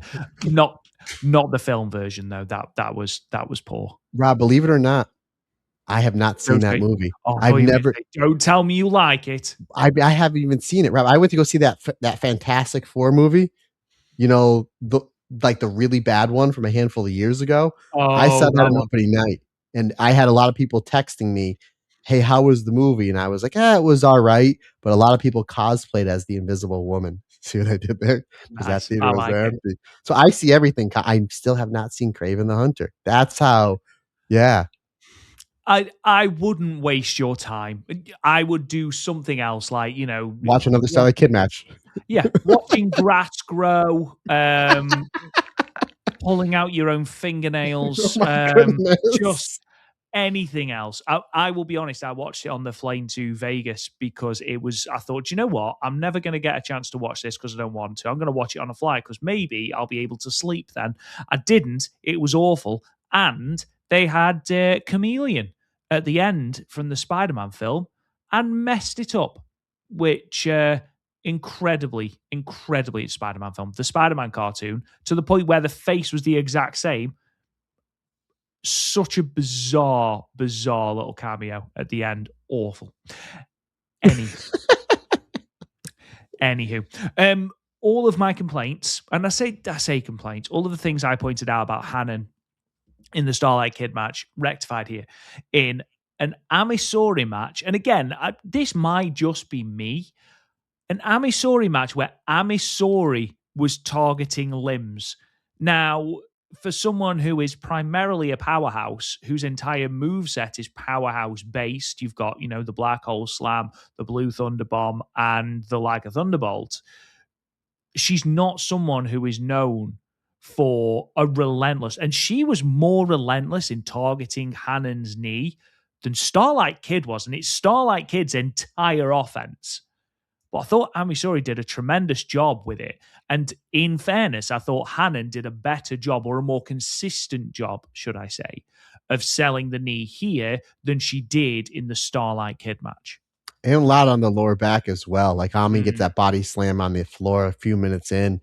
I like how the match starts, all sorts of forearms and like, they go right at like Han's really bringing it to Ami. So it's like Ami's the stronger of the two, but Han, and again, what Wonder Stardom champion. We obviously know she's a fighting champion. Obviously, we'll talk about the post match promo here in a moment, partner. But yeah, you're right. Han doing a better job selling the leg, selling the lower back, getting the crowd behind her again, especially in her own hometown, which really added to the match. So thoroughly enjoyed that. Then you're right, Ami Soy with the lariats, and then the torture rack, and then into the half crab again, targeting kind of two parts of the body again, the lower back and the leg, the knee. So I really like that from Ami Soy, really adding into her already impressive, excuse me, arsenal of moves. Story hits a blue thunder bomb, and the black hole slam goes for like a thunderbolt. Hanan escapes. Hanan then rolls up Amisori, which we've seen Hanan beat Amisori a handful of times with that before. I think she beat her in the 5-star Grand Prix, I think 2 years ago with that combination. Correct me if I'm wrong, partner. I think Hanan beat Ami in the 2024 Cinderella final. I think that was she the did indeed. final, wasn't it? So a lot of history between these two, and they work really well together. Um, Ami blocks a backdrop suplex with a huge ripcord lariat that yowzers. I think Hanan is still in mid-flight on that one. And then after that, Ami just picks the bones, hits the like a thunderbolt for a 3 count. 4.25 stars. I thought this was really good, but I was like, man, I just think that like it could be better if they just gave it more time and then maybe put something else on the line, Rob. And as I was thinking about that, again, 4.25 stars, still a great match, but these two were so good. I think they left a little more meat on the bone. And then we find out that they sure did. Absolutely, absolutely. And again, I imagine that this will maybe be on the Stardom to the World show. I mean, they might throw it on the final show because I don't think That's what I'm either of us thinking. have. I don't think either of us have these going through to the semi-finals at Ryogoku. Um, I wouldn't be disappointed with that, but I think they might hold off to the Stardom to the World show. But we'll see, we'll see. Because I Yeah. know they've got Mace Era waiting in the wings as well. So what we're talking about, folks, if you didn't see it, is that basically Ami Soy wants a title shot and Hanan wants her revenge back. So we do know the next Wonder of Stardom challenger is going to be Ami Sori, and that's going to tick off May Sarah, Rob. So maybe May Sarah might be shoving other people in the lockers post 5 star. Maybe. We shall Maybe they'll see, do a brother. three-way. Who knows? They won't do a three-way. Now, my interesting little bit about this match. I didn't watch this show live. I watched it, I think 2 days later. And it was after it had been split into individual matches on Stardom World, which was very handy. Matt, I tried 7 times to watch this match, and every single time it buffered at the exact same point. Hanako's entrance, I have no idea what happened after Hanako's entrance. So this is all on you, because I haven't watched this match, because apparently Stardom World were like, nah, you're not watching it. Every other match was fine. Like the main event I watched fine. All the matches preceding this were fine. Yeah, this match, don't know what it was. And if anyone else had issues with it, I couldn't watch this one. It wouldn't let me. Really interesting because when I was reviewing the Tokyo Princess Cup, the match between Mahiro and Toga kept buffering at the same point for me. And I tried it on my Fire Stick, I tried it on my laptop, and I tried it on my iPad. Literally the point where like, I'll come back to it, and I didn't realize I didn't come back until I was recording with Andy Header. And I was like, buddy, I don't even know what the finish is. Sorry, I know it's unprofessional. And he's like, no, he's like, I was able to watch it, no problem. So interesting. Again, Weird. half a world away. Me and you are still having the same problem. I was One, on the treadmill as well. So I was like, and I hate hearing myself breathe while I'm running. It's really off putting. So I was like, I don't know what to do. So I couldn't watch it on anything else. I was just like, oh my God, trying to, go back and press 10 seconds and stuff. So yeah, apologies. no problem. I'm just going to go through the highlights. It was a great match. I mean, there's a lot of great wrestling to watch. If you do have the time, I would go back to it. Obviously, the crowd is molten hot because, again, it's the Light Cube, it's Hina's hometown, so they're really into Hina. They're really into Hanako as well. It's not like they were booing her. It was just like, yeah, sorry, you're in the ring with one of our favorite daughters here. Rob, you know it's going to be a good match when it starts because it starts out with a big lockup. So all into that, Hanako starts overpowering Hina, tackles, forearms, big body slams. Hina goes for a judo throw, but Hanako's like, absolutely not. And the crowd was like ready to see it. Like, oh, we're going to get Hina to get her first big move in this match. Hanako overpowers Hina some more. Hanako gets a running head of steam coming off the ropes. And that's where Hina hits the judo throw. It was something so small where they're like, let's tease it and then give it to them like 20 seconds later. And it got even a bigger pop, which I thought was genius. Hina then hits the running neck breaker for a 2 count, locks in the STF. I love the STF. More Hina winning matches with the STF, please. Hanako comes back with a forearm, a Samoan drop, and a corner splash for a 2 count. We do have Hanako locking in the Shirasagi. Hina counters that by getting away with a big neck breaker and then hits the STO and then back to the STF again. Eventually, though, Hanako gets to the ropes. We get a forearm exchange between the two, which Hanako gets the better of Hina with that so much that she plops Hina on the top rope. And it's a beautiful, beautiful superplex and a huge lariat for a 2 count. Hina comes back with a forearm, goes for the roaring elbow. But when she goes for the wrong elbow, Hanako is able to block the wrong elbow, and basically it opens up Hina for that standing triangle choke. Again, the Shirasagi, and then Hanako spins the Shirasagi into a spinning slam for a 2 count. Hina comes back with a wrong elbow. Hina special, Hina hammer combination, which I thought was the finish. So did everybody else here in the Utsunomiya Laikyu because it was just bomb after bomb after bomb. 2.9 count. Hina goes to the top rope for the mad splash, but Hanako gets the knees up on the mad splash, hits the huge running lariat and the Kawada style folding bomb for a 2.9 count. Hanako goes for the JP coaster, but however, Hina gets out of the JP coaster, trips up Hanako, ghetto clutch, 1, 2. Oh, crowd was so ready for it. Hanako comes back with a huge lariat and a big boot, and then finally hits the JP coaster to put away Hina almost a minute before the TLD expired here. 14 minutes and some change. 4.25 stars. A really great match. But I tell you what, once Hanako hit that JP coaster, everybody was like, oh, that's the finish. And it kind of took the crowd out. Like you'd hear the air of the building because they teased Hina's comeback so much in this match. And she was hitting move after move after move. And then like once she missed the mad splash, everyone's like, oh, here it is. And then she gets out of the JP coaster, the ghetto clutch. I don't think anybody thought that wasn't the finish in the building. And then once Hanako finally hits the JP coaster, it was like, it was done. I don't think people were even watching. I think everybody knew it was done. It kind of took the air out of the building. Great match, great psychology, and I liked how Hanako was really aggressive towards it. Hina had him fighting underneath, getting the crowd behind her. And again, the crowd are really biting on a lot of these falsies, especially for Hina towards the end. 4.25 stars, my friend. And then finally, we have our main event, Itsuki and Rina. What I do love that they are doing now with Itsuki's little pre-match bit is the camera is shaking when she screams, which I'm a big fan of. And they tried to do it more with the Azumi match at Korakuen, which we'll talk a little bit about in a minute. But I thought these two were tremendous together. I really do. I think the little comedy bits that Itsuki does at the start played really well against Rina's sort of bratish behavior, even though she was 1000% the heel, and was being cheered by the Toshigi crowd. There was a brilliant moment where I think she launches Itsuki into the chairs, and the crowd all cheer because it's Rina, and then remember that she's a heel and that is a heelish move, and about four of them boo, but everyone else still cheers. And it was it was a really, really cool dynamic in that everyone wanted to cheer Rena because it's Rena and she's the hometown girl, but also she is absolutely still the heel in the match. So about three people are like, come on, guys, kayfabe, let's boo the heel. But no, another really enjoyable match. Rena's fantastic. Yusuke Aoki, again, doing exactly what we thought she might do when we were talking in the primer, improving just how good she is as a singles competitor.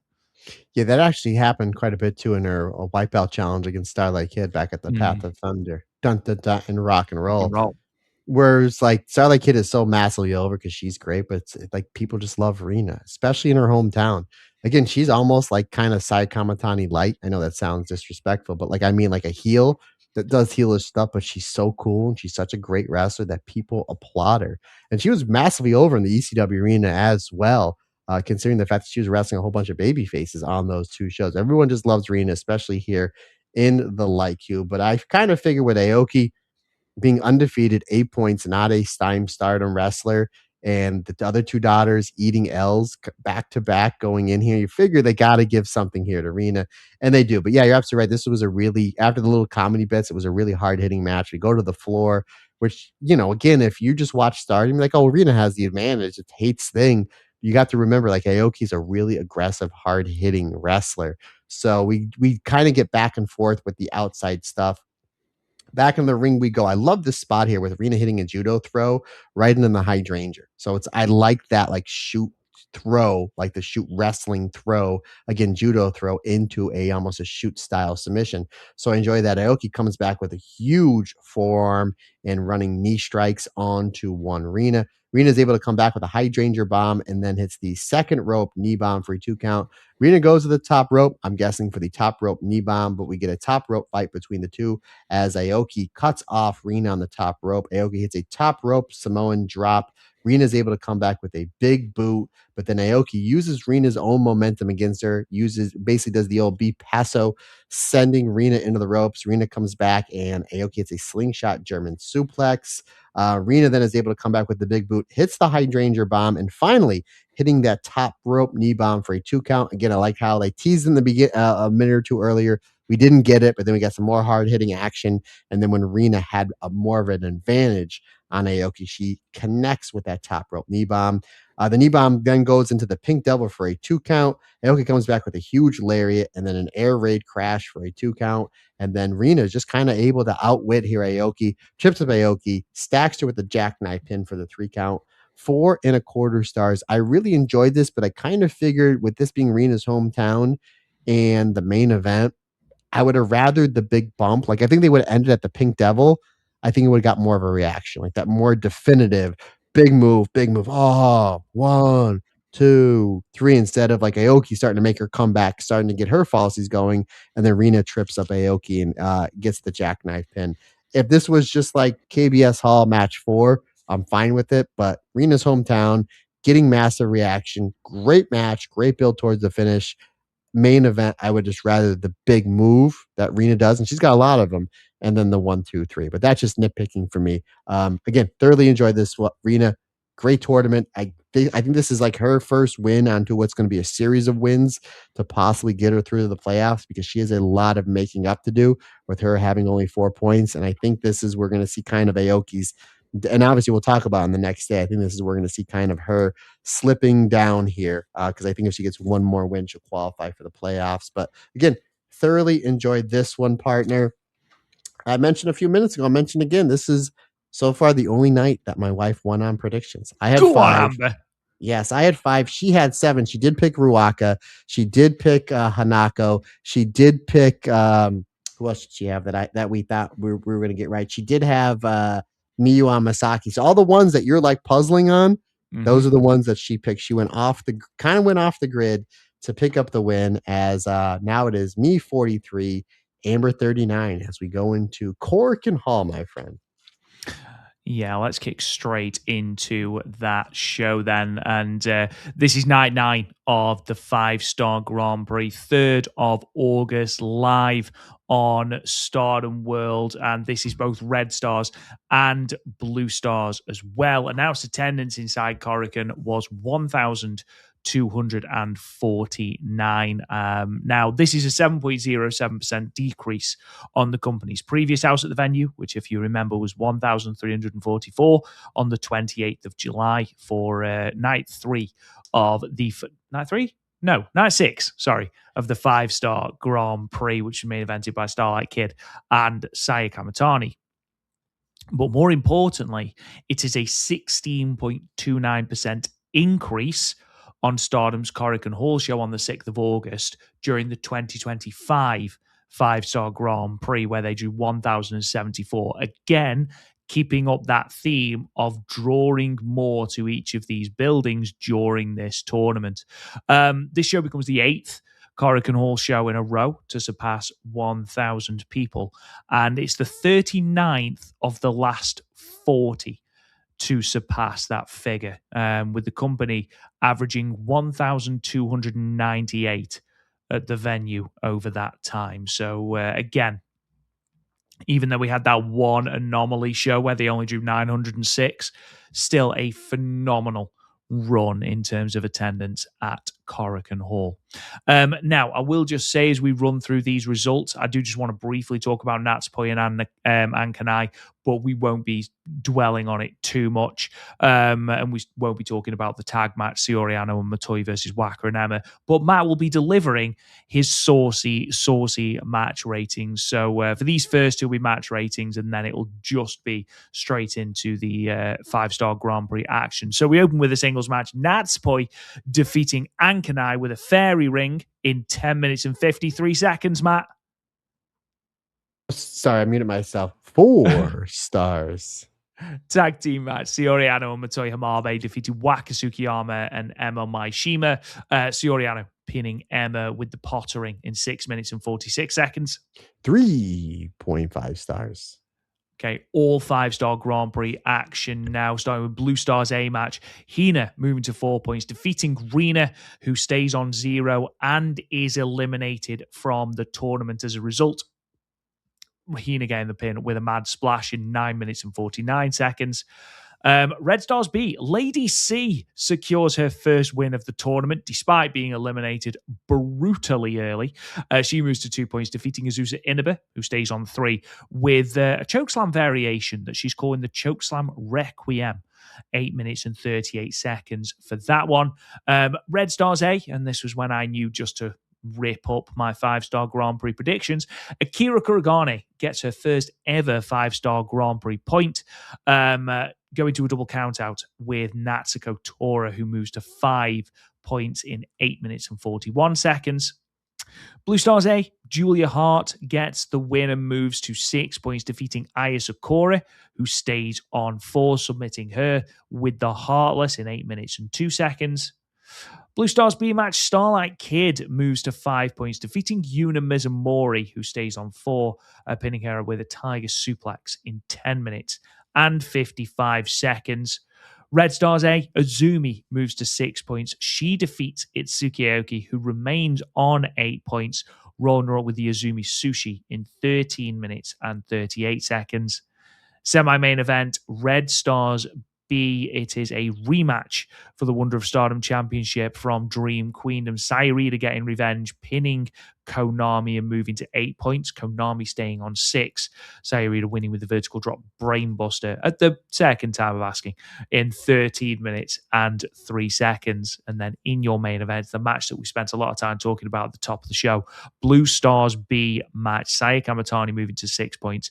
Momo Watanabe moving to 7. It ended in a 15-minute time limit draw. Now, Matt, obviously, just a very brief chat about Natsupoi and Ankanai. Fantastic performance from Ankanai. Obviously, I know that we don't talk about the non-5-star matches because there's so much to talk about. Great performance from her. And Natsupoi continued that emotion in her face. There's no one quite like Natsupoi in being able to emote and draw emotion from a match. Gave Ankanai a lot, like, really did. I Absolutely. mean, this is the Natsupoi retirement road, and giving Ankanai a singles match in Cork and Hall on a big show, 5-star Grand Prix, and free on YouTube. And Natsupoi made Ankanai look really good. And Ankanai absolutely brought it. So I thought she was great. Again, I gave this 4 stars. What a fantastic match. Poi, again, showing that she's still one of the best in the world, and we're going to enjoy every second we possibly can of her on this retirement road. Rob, and then like shoot headbutts in this match because, like, why not? Absolutely nowhere. There was it was Didn't need to absolutely happen. no need for it whatsoever. It just really made me laugh, that shoot headbutt into the fair ring. It's like it's the least Natsupoi thing I've ever seen happen in a Natsupoi match. Obviously, we will start then with Hina versus Rian. Rian, Matt, becomes the third person eliminated from the tournament behind Lady C, behind Kikyo Furusawa. She is now bottom 0-5 in Blue Stars A. But carrying on that theme of ridiculously close near falls, there was a couple of moments where it was close for Hina. Yeah, again, Hina absolutely needing a win here. I mean, she's on 2 points. If she loses to Rian here, she's at the same bracket or same points as Rian, but then loses the tiebreaker. So this is pretty much a winner go home for Hina, who again, I have Hina making to the playoffs. So there, I was pretty confident Hina was going to get a win here, but I tell you what, there was absolutely some close calls. We saw it with Rian in last year's tournament, and we're seeing it here. And I like it how she hits the stunner, and then when Hina sells, she exposes her back, and Rian does the backslide. I thoroughly enjoyed that. Like, more of that. That really makes sense. And I think it was really great how she's able to chain those moves together. And kudos to Hina for the feed and then the last second kick out, having Cork and Hall almost on heart attack mode, and me as well. Eventually, though, Hina is able to come back here with a huge suplex cradle into the Hina hammer, hits a huge roaring elbow, and the mad splash for the 3 count. A really solid outing. Again, Hina using the STF a lot in the early part of the match to wear down the neck.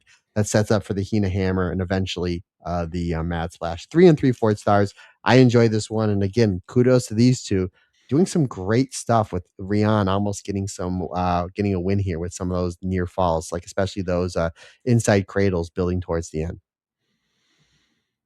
As I mentioned, Lady C getting her first win of the tournament, getting the win with the Chokeslam Requiem, which seems to be almost a Chokeslam sort of rock bottom. Almost seems to be her new nuclear finish, which I quite like. Matt, what were your thoughts here? Thoroughly enjoy this. I'm almost positive they were in the same bracket last year and then a solid outing, but I thought this was even better. I think this was fantastic. Uh, Again, Azusa Inaba, maybe the breakout star of this tournament. We know, obviously, Lady C, hearts are broken last week that she could not qualify for the playoffs, but match quality Devastated. wise, she's having great matches. And on Saturday, she's wrestling Utami. So I'm excited to watch that one as well. And this was terrific. I thought Azusa did a great job playing that really aggressive baby face where Lady C had to really find her way back towards the middle of the match. Azusa hits the big pump kick, half out suplex, goes for a choke slam. But our Lady C comes back with a big boot. Lady C goes for a choke slam. But the way that Azusa Inaba gets out of that choke slam, she's able to get out of it, hits a huge head kick, and this beautiful backdrop suplex I thought was great. Like, we always put over Azusa Inaba, like her knee bars, her arm bars, and her strikes. A lot of the suplexes she's throwing between that back snap suplex and the half out suplex, really, maybe she's the new mayor of Suplex City, Rob, now that Brock Lesnar is retired. Maybe we pass that Maybe. torch over to Azusa Inaba. Azusa ducks a big boot. It gets a backslide, another backslide fallacy that everybody bid on. That was 2.9, but Lady C comes back with a huge running boot and that giant choke slam for the 3 count. 4.25 stars, brother. I love this. I thought this was fantastic.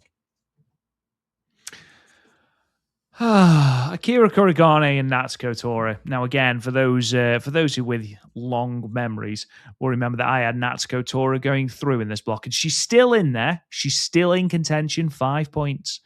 But dropping points against Akira Kurigane. Ooh, it's changed automatically. Dropping points against Akira Kurigane, who was without a point leading into this match, is not a great look, even if it is just because Akira Kurigane stopped Natsuko Tora getting into the ring before the 20 count. What were your thoughts, Matt? Again, more of a brawl, and obviously by the end, we were all around the ring. Tora hitting the body slam in front of the Japanese commentary team. I doubt that this is going to have much of an impact on Akira's tournament, but it's nice to see her get her first point of the tournament. Not only her first point of the tournament, but against a former red belt champion. Absolutely. So, former Goddess of Stardom champion. So that's really cool. Yeah, this was bowling shoe ugly in the best way possible. This is exactly what we knew it was going to be. Really, from the outset, these two were just going at it, really showing Akira how much fight and how much fighting spirit she has. She really took it to Tora. Eventually, Tora gets the advantage and starts beating up Akira pretty much all over the building. You're right, the body slam right in front of the announcer's table. Yeah, this thing was all over the place, but it was really fun. Something different that separated itself from the rest of the matches. But if anything, it really showed the toughness of Akira, really not backing down from the leader of hate, really not backing down again from the former World of Stardom champion, really showing that she can go with the top tier of the best brawlers in this company. So I thought, even though it ended at 1 point apiece, I thought like Akira kind of got the moral win here. 3.5 stars. Again, something different, completely different from everything else that we've seen on this show. Oh, yeah, completely different. It turns out, Matt, and who'd have seen this coming, certainly not Aya Sakura, that Korakuen Hall believed Julia to be cuter than Aya Sakura, and Aya did not take that well at all, did she? Yeah, it really seemed this was a fun match, but it really seemed like the massive Julia Hart chance really kind of threw this one for a spin. Considering it's again, this is Julia Hart's first trip in Stardom, and Aya Sakura has spent her whole entire trip in Stardom and getting over in Korakuen Hall. That the crowd getting behind Julia Hart kind of again threw a little monkey wrench in it. And that we talked about Athena doing the promos off cuff. That's why maybe sometimes when you put together matches that maybe, hey, in case this happens, we should go here. Let's not call everything A to Z. Then again, you have two wrestlers from two different countries. You have the language barrier there. I still really enjoyed it, but you can kind of tell the massive reaction for Julia Hart instead of Aya Sakura was kind of like, oh, all right. And again, this is going to show Julia Hart getting massively over. And a lot of even the internet fan base is behind Julia Hart. I know there's some people that think Julia Hart's going into the playoffs. I was like, I don't see that happening. At the same time, I didn't see Julia Hart with 6 points in this tournament thus far. And obviously she can get more. I think these two worked really well together. I would like to see maybe somewhere down the line a tag match with Sayaka Kurora and Aya versus Julia Hart and Sky Blue. That'd be something really fun. But eventually, we're getting towards the end here with Aya Sakura just landing in these head kicks, and she was really thrown. Like she made Julia Hart really earn this win. She was putting some extra stank on some of these kicks. Julia Hart eventually blocks a head kick with a single arm DDT, locking in the Heartless for the tap out. 3.5 stars for me. Yuna Mizumori and Starlight Kid, I thoroughly enjoyed this match. I thought this was tremendous again. And I feel like I say this once a podcast whenever we talk about a Yuna Mizumori singles match. You really do forget just how powerful she is and how hard a hitter she is. Mentioned earlier, decapitated Starlight Kid with this running lariat. But Starlight Kid did get revenge, Matt, with a brutal Tiger Bomb. Like she had her in position and then sort of just dropped her a little bit before sitting out. And I can't imagine that was very pleasant for our high-speed champion. Tuck the chin and swim out. Yeah, this was fun. You had a little bit of the high speed stuff to begin. and then Yuna just starts overpowering Starlight Kid. Starlight Kid hits this beautiful locomotion style cross leg Northern Light suplex. We've seen her do it before, but it just really is a thing of beauty. Starlight Kid then hits that Tiger Driver into the leg. At this point, like obviously, Kid's targeting the leg, and Yuna's like, I'm more worried about my neck than my leg. But we saw Starlight Kid; she did it with Saya Kamatani, so I think like she's just kind of modifying the move to look Mm. a little bit more dangerous. I just can't see Starlight Kid like purposely hurting people or Oh no, no, not at accident. all. I think she's just doing that to make it a little bit more dangerous. I went back and watched the Kamatani match twice, and it did look like that where she had it stacked that she was being Mm. protective. Again, I think she just sometimes you walk that fine line of between think Yeah, it never crossed my mind she was doing this on purpose yeah, ever. obviously. I'm just saying, like, it looks brutal, and I like that variation of it because again, Starlight Kid Mm. is a very great wrestler, and Brutal. if we're going a little more Masawa on it than we are like Jumbo Saruta, I'm all for that, buddy. That's for sure. We got a top rope fight between the two, which Yuna Mizumori gets the better of, and absolutely brings back the big bump here with a top rope sit out DVD. That was insane, and a huge running lariat for a 2 count. Starlight is able to come back and then uses the Black Tiger pile driver to then transition into the Tiger suplex for the 3 count. 4 stars for me. I love this. I thought the show was pretty good, but leading up to this match until the main event really took it to a next level. Like Zeus and Lady C was the real standout from the first 6 matches. And then this match was like, yeah, this was absolutely fantastic. These two tore it up. And again, Yuna showing she can hang with the best of the best. Azumi racking up some much needed wins now in Red Stars A. Brand new graphic as well to complement the new gear and the new hair. It's Aoki. It's an interesting one because she lost again here. Obviously lost to Rina in Utsuna Maya. Still has a match left. I believe she wrestles Micah in Sapporo, which will be a great match. Still has 8 points. I can't see, unless tiebreakers potentially. Again, losses to Izumi, losses to Rena, losses to Micah. Obviously, they're going to be big in terms of tiebreakers. She's still in a strong position on 8 points. Again, Azumi's on 6. I think Micah's on 6. But Itsuki's still going to be there or thereabouts, one would have thought. And that's good on her, Rob. Even if she doesn't pick up another win, first of all, match quality wise, it's been great. The fact that she started out 4-0, I don't think anybody predicted that. And then again, if you look at if she drops the next few, she's losing to Rina, Azumi, and Micah. There's worse people in this company to lose to. So Yeah. she'll They're be people we thought she was going to lose to, really. yeah, so I like it how this is a push for her in both Rina Yamashita. We made mention of that when we did our primer. Like, look out, these two wrestlers that we didn't think were going to be in the tournament 6 months ago that are now in this tournament, they're going to make waves, and they absolutely are. I thought this match was terrific. You had your comedy to start, then you get a little bit of high speed, then you get a little bit of a brawl on the apron. Aoki does the snap suplex onto the apron, hangs on, then Azumi is able to then counter a suplex on the floor, did a snap suplex of her own. I thought this was really, really cool, Rob, that Azumi brought back the Spike Hurricanrana. You know, the one where the wrestler is on the apron trying to get in between the second and third rope, or, Azumi hits it with a head kick and does that Spike Rana because Azumi really doesn't do it that much. Just happened to happen the day before in a match with Liv Morgan and Io It Sky did. that we are going to talk about because everybody on the internet was like, that's awesome. Liv is such a great inventor of moves. I didn't even have to say anything. The internet did their thing.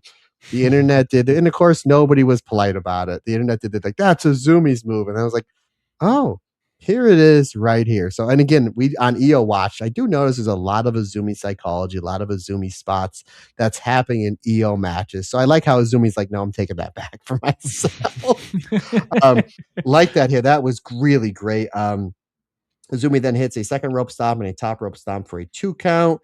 Azumi blocks a lariat, and then I like how she blocks the lariat and then knees the arm into the La Mystica into the numero uno. That just makes so much sense.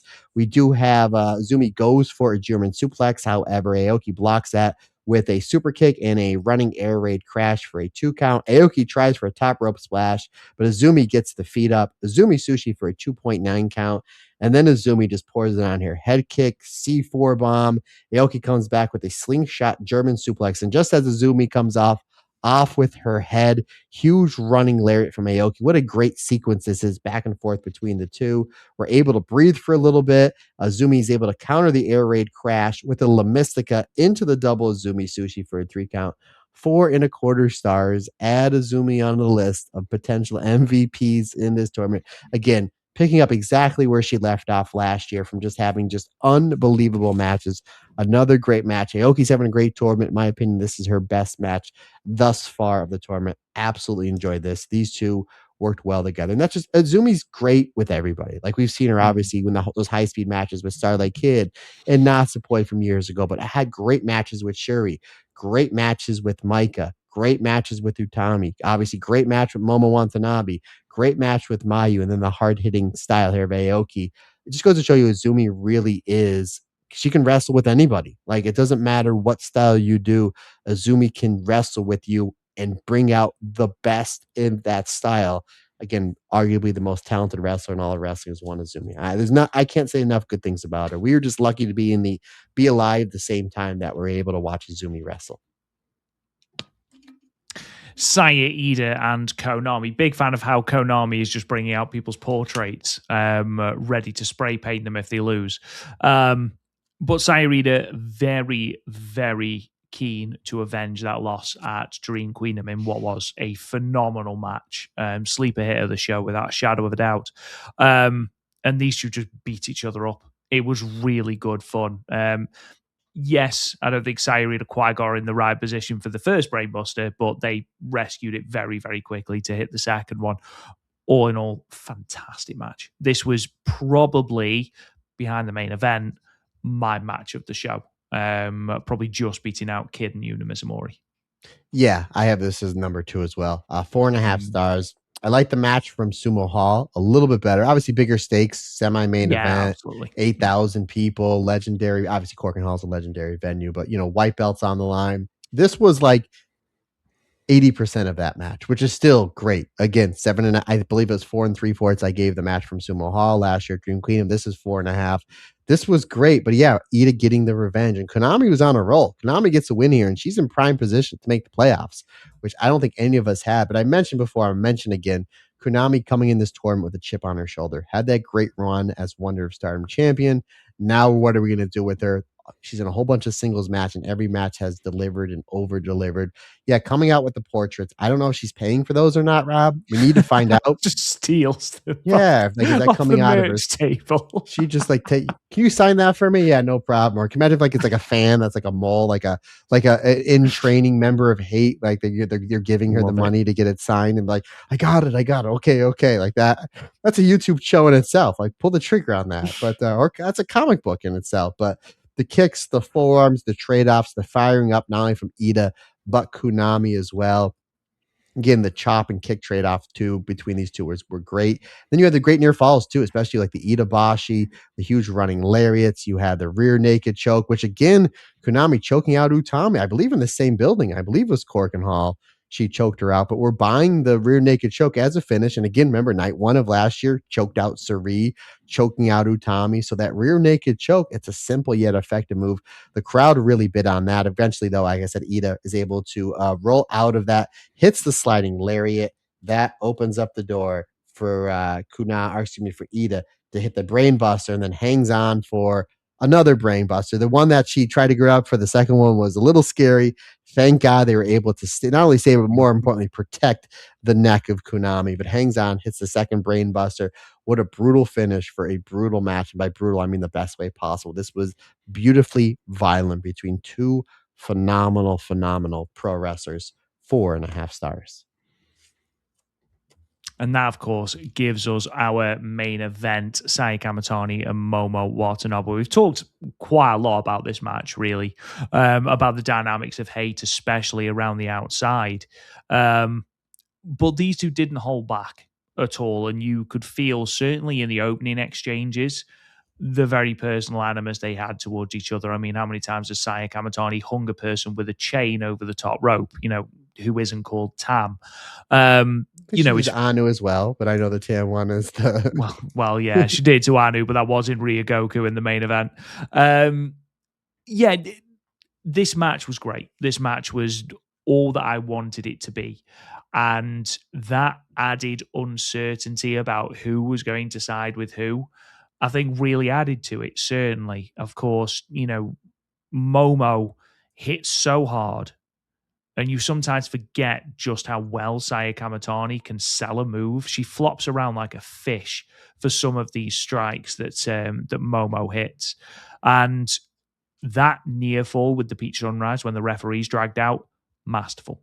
So well timed, excellent. Really, really good work. And again, this match, ordinarily you can tell it's going to go to a 15-minute time limit draw, usually by the pacing, by about the 11th minute, 12th minute. This, because it was, again, it started so quick, you got the impression that it could end at any time. Are Hate on the outside trying to help Momo win? Are they trying to help Saya win? Okay, so the chair's been entered. Okay, but who's got control of the chair? Who's got control of the Hate crate? The referee's now been pulled out. It added that level of uncertainty that makes the match really, really, really exciting. Overall, tremendous match. Really good Korakuen Hall main event. Certainly a contender for match of the tournament so far. And both these women continue their cases for, again, worker of the tournament. Yeah, it's interesting that back-to-back Cork and Hall shows end it with a time limit draw, and nobody's complaining. You mentioned a minute ago, partner, Yeah. like you didn't see the time limit draw coming in this. Very much like the kid match. Didn't see it coming there. And you kind of have, again, no disrespect to the other phenomenal wrestlers in Blue Stars B, but I think majority of us are looking at like the best workers are Kamatani, Momo, and Starlight Kid.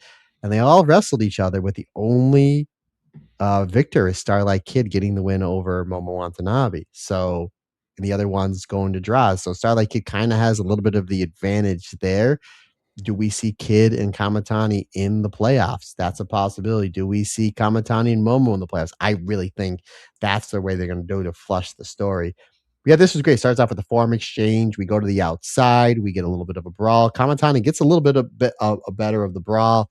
We get the bat versus the chain. Eventually, though, Kamatani gets the better. Momo hits a drop kick, sending Momo to the floor. Kamatani hitting the best springboard plancha in all of wrestling to the floor, and then like gets the camera and starts shaking the camera like she's Miyu Watanabe. I'm like, what are you doing? But like, just I mean, everybody's just so into this because it's two great wrestlers, two wrestlers in such an OP faction, two great wrestlers that again could possibly win this tournament. Back in the ring we go. Kamatani, we get a form exchange. Sai hits a spin kick. Momo hits a head kick. Momo goes for a drop kick. It looks like she's going for a low drop kick. Kamatani does that thing where, again, I grew up in the 80s, where she looks like Princess Peach from Super Mario 2, where she floats in the air and then comes right down with the double stomp. I just don't know how she does it. Like, she's just an unbelievable athlete, an unbelievable professional wrestler. After that, the hovering double stomp, Starlight Kid goes, Starlight Kid, Sai Kamatani goes for the Star Crusher. Momo blocks that. She hits an inhumane driver for a 2 count. Momo locks in the crossface chicken wing and then as Kamatani's going to the ropes, Momo's like, you're going for a ride. Goes for the tequila sunrise release suplex, and wouldn't you know, Kamatani lands on her feet. Just unbelievable here. And then we do have Sai hits a big pump kick, excuse me. Momo hits a Uranagi, a second rope Samato, goes to the top rope for possibly the top rope Samato, but Kamatani is able to stop Momo Watanabe, hits a top rope Hurricanrana, and the locomotion Northern Light suplex for a 2 count. And then here we go. Momo hits the release tequila sunrise. Chair gets into the ring. The ref's distracted. Where are the other members of Hate going? It's almost like muscle memory. It's like, oh, this is the part because our wrestler's in trouble. We need to help them. But like, wait, our wrestler's in trouble because of our other wrestlers beating them up. So I kind of like how it's like confusion and the crowd got really involved because like, which way is it going to go? The unprotected chair shot you Rob again. We talked about that earlier. Eventually, though, Saya blocks the Peach Thunder, Ruwaka with the Hate Crate, and then Saya Kamatani hits the Hurricanrana for a 2.9 count, hits the Star Crusher. Saya hits the spin kick, and then she goes for the Kikagoye, the same move that beat Tam Nakano in this same building for the loser leaves Stardom match. But as she does it, the time expires. 4 3/4 stars. Throw this in with Saya versus Starlight Kid and Azumi and Micah. as so far my favorite matches of this phenomenal, phenomenal tournament. A really great match to close out a great show. So that does bring us to the end of our reviews. Just a little bit of an idea as to where we are in terms of qualifiers and where everyone sits in the blocks. In Red Stars Do you A, want these Tsukio. points first? The more important points first, or Matt, could you please give us your points? we had a draw in the main event and we had a draw here. 5-5, putting me at 48 and Amber at 44. A lot of draws, buddy. You know what else is drawn? Drawing numbers, brother. We're drawing numbers, bro. Bro, love it. Now let's talk about where everyone sits in the block. Despite back-to-back losses, Tsukioki still sits at the top of Red Stars A on 8 points, most closely followed by Izumi and Micah on 6, Tora on 5, and then Rina, Tomoka Inaba, and Sayaka Kurara on 4. Red Stars B, we have got Sayarida moving up to the top again on 8 points. She's followed by Rina Yamashita and Konami on 6. Sayuri now has, of course, that crucial tiebreaker over Konami. And then we have got Maki Ito on 5, Meisera on 3, Azusa Inaba on 3, and Utami Hayashishita on 3 as well. It's worth pointing out that she has got a lot of catching up to do if she is to make it through this block. Blue Stars A, Suzu Suzuki, 4-0, 8 points at the top of the block. Ruaka and Julia Hart sit just behind her on 6 points, and then a slew of wrestlers on 4. Hanako, Aya Sakura, Miyu Amasaki, and Hino, all still in with a chance of qualifying, but all basically now need to win every single match. Blue Stars B, finally, the group of death, and this one is quite literally anyone's game at this point. Momo Watanabe sits at the top on 7, Saya Kamatani on 6, Hanan on 6, you've got Starlight Kid on 5, and then you've got Yuna Mizumori, Amis Sori, and Koguma all on 4, and then obviously Kikyo Furusawa does sit, unfortunately, at the bottom of the pile, already eliminated. Next week, or this weekend, should I say, Stardom run 2 shows from the Shattere's Gato Kingdom in Sapporo. Both nights are Red Stars action. So night 10 of the tournament on the 8th of August, we have Azumi versus Natsuko Tora in Red Stars A, Micah and Rina, Tomoka Inaba and Akira Kurogane. Red Stars B, we have Rina Yamashita and Konami. Bookmark that one. Azusa Inaba versus Maki Ito and Lady C versus Utami. Do not sleep on that one. And then, of course, on night 11 on the 9th of August, it is a full house. Red Stars A, Azumi versus Akira, Sayaka Kurara versus Natsuko Tora, which I believe currently is scheduled to main event. Tomoka Inaba versus Rina, Micah versus Tsukioki. Red Stars B, Rina Yamashita versus Saya Ida, Azusa Inaba versus Konami, Maki Ito versus Utami Hayashishita. Matt, it's going to be an interesting year watch because for once, I have also watched the match from EO Watch. I watched this live as it happened because I thought so did I. I watched the whole Saturday show live as it happened. I thought it was phenomenal. I thought the whole setup was great. I did not get a chance yet to see Seth Rollins and Roman Reigns, which I know everybody's saying match of the 2 nights. But I thoroughly enjoyed SummerSlam. And what do I always say, brother? You want to start out with a hot opener. Maybe the hottest opener in the history of SummerSlam. Like, we knew this was going to be good. Like, EO's phenomenal. We got to give Liv Morgan her flowers. Absolutely. I was talking about this with my guys over at the comic shop on Wednesday. It's like, I'm blessed. I watch the best women's wrestling, like EO. And you got, obviously, we got Saya Kamatani, Momo Watanabe, Miyu Yamashita, Mayu Utani, Miko Wano, and go on and on and on and on. Liv Morgan's probably not my top 40, but she's so phenomenal and is so underrated as work. She's a great TV wrestler. She's a great WWE wrestler.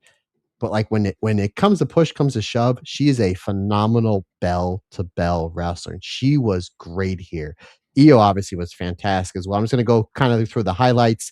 Off to the fast start here, we get EO with the Azumi style leg trip into the one-legged drop kick. Out to the floor we go. Io does that spot where she has the fan. I like this because it gets the fans involved, very much like the fancy face taunt that she does. She goes to go to the barricade, but she needs the fans' help to get up on the barricade. Like we know, we've seen Io jump moonsault off the gimmick there in Cork and Hall. She doesn't need the fans, but it gets the fans interactive. It's Yeah. something so small that's absolutely genius. Gets the However, people going. yeah, she's the real people's champion. But eventually, Io eats the barricade. Back in the ring we go. Io hits the sunset bomb on the floor, tries for the moonsault, but damage control comes in, distracts the referee. Roxanne Perez distracts the referee, and then Raquel Rodriguez does the best Lady C choke slam. Like just absolutely launches Io. Like it looks like she's coming off like 20 feet. Like the unbelievable bump here. Eventually, though, Io low bridges Liv Morgan. Liv hits Raquel and Roxanne Perez on the outside. Io does the moonsault onto the floor, however, misses Liv Morgan, but hits the other members of damage control. As Io is getting ready to go back in the ring, the Azumi Spike Rana, Rob, the Azumi Spike Rana. Io blocks the Oblivion, hits like a reverse twist of fate, and then Io hits an Oblivion of her own, which I thought was really, really cool. Io goes for the moonsault. Liv is able to get the feet up. Our Liv dodges the moonsault, hits a second rope code breaker. Eventually, we get a apron fight between the two. Io hits a German suplex on the apron and then hits a bullet train, sandwiching her knees into Liv Morgan's head. Io is then selling the knee because she went like 1,000 miles an hour and hit the knees off the post, which they did build up on the week before. So I like that long term storytelling. Back into the ring we go. Io tries for the moonsault again. Liv gets the feet up on the moonsault, goes for Oblivion. When she hits Oblivion, Io is able to basically reverse moonsault out of the Oblivion. Liv Morgan then hits the code breaker into the Oblivion again for the second time. I love this. 4.5 stars. This was phenomenal. This was easily my favorite match of night one. Not only that, Rob, I checked the match times. This got the second most match time out of any of the matches behind Cody and CM Punk. I thought this was great. Even Io with the loss, which I thought Io was going to lose, but I know there's a lot of reports out there saying that they were thinking about hearing Io go over. My thing is long term storytelling. Rhea Ripley is hurt, but they didn't take the belt off her. They did an interim champion thing, which, by the way, congratulations to former number one contender for the Wonder of Stardom champion, Chelsea Green, Absolutely. winning the championship. My guess is Io, and maybe this is I'm just being hopeful. Io's going to win the Rumble, and they're going to do Io and Rhea Ripley one on one at WrestleMania, I would have thought that's where they're going.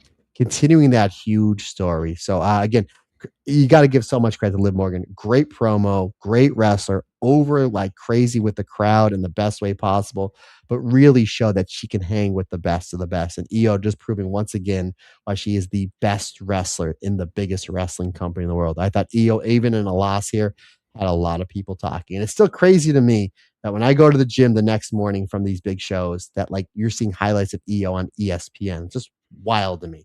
Wild. Again, 4.5 stars. I thought this match was phenomenal. But buddy, you saw this match too, so I'll throw it over to you. What did you enjoy this as well?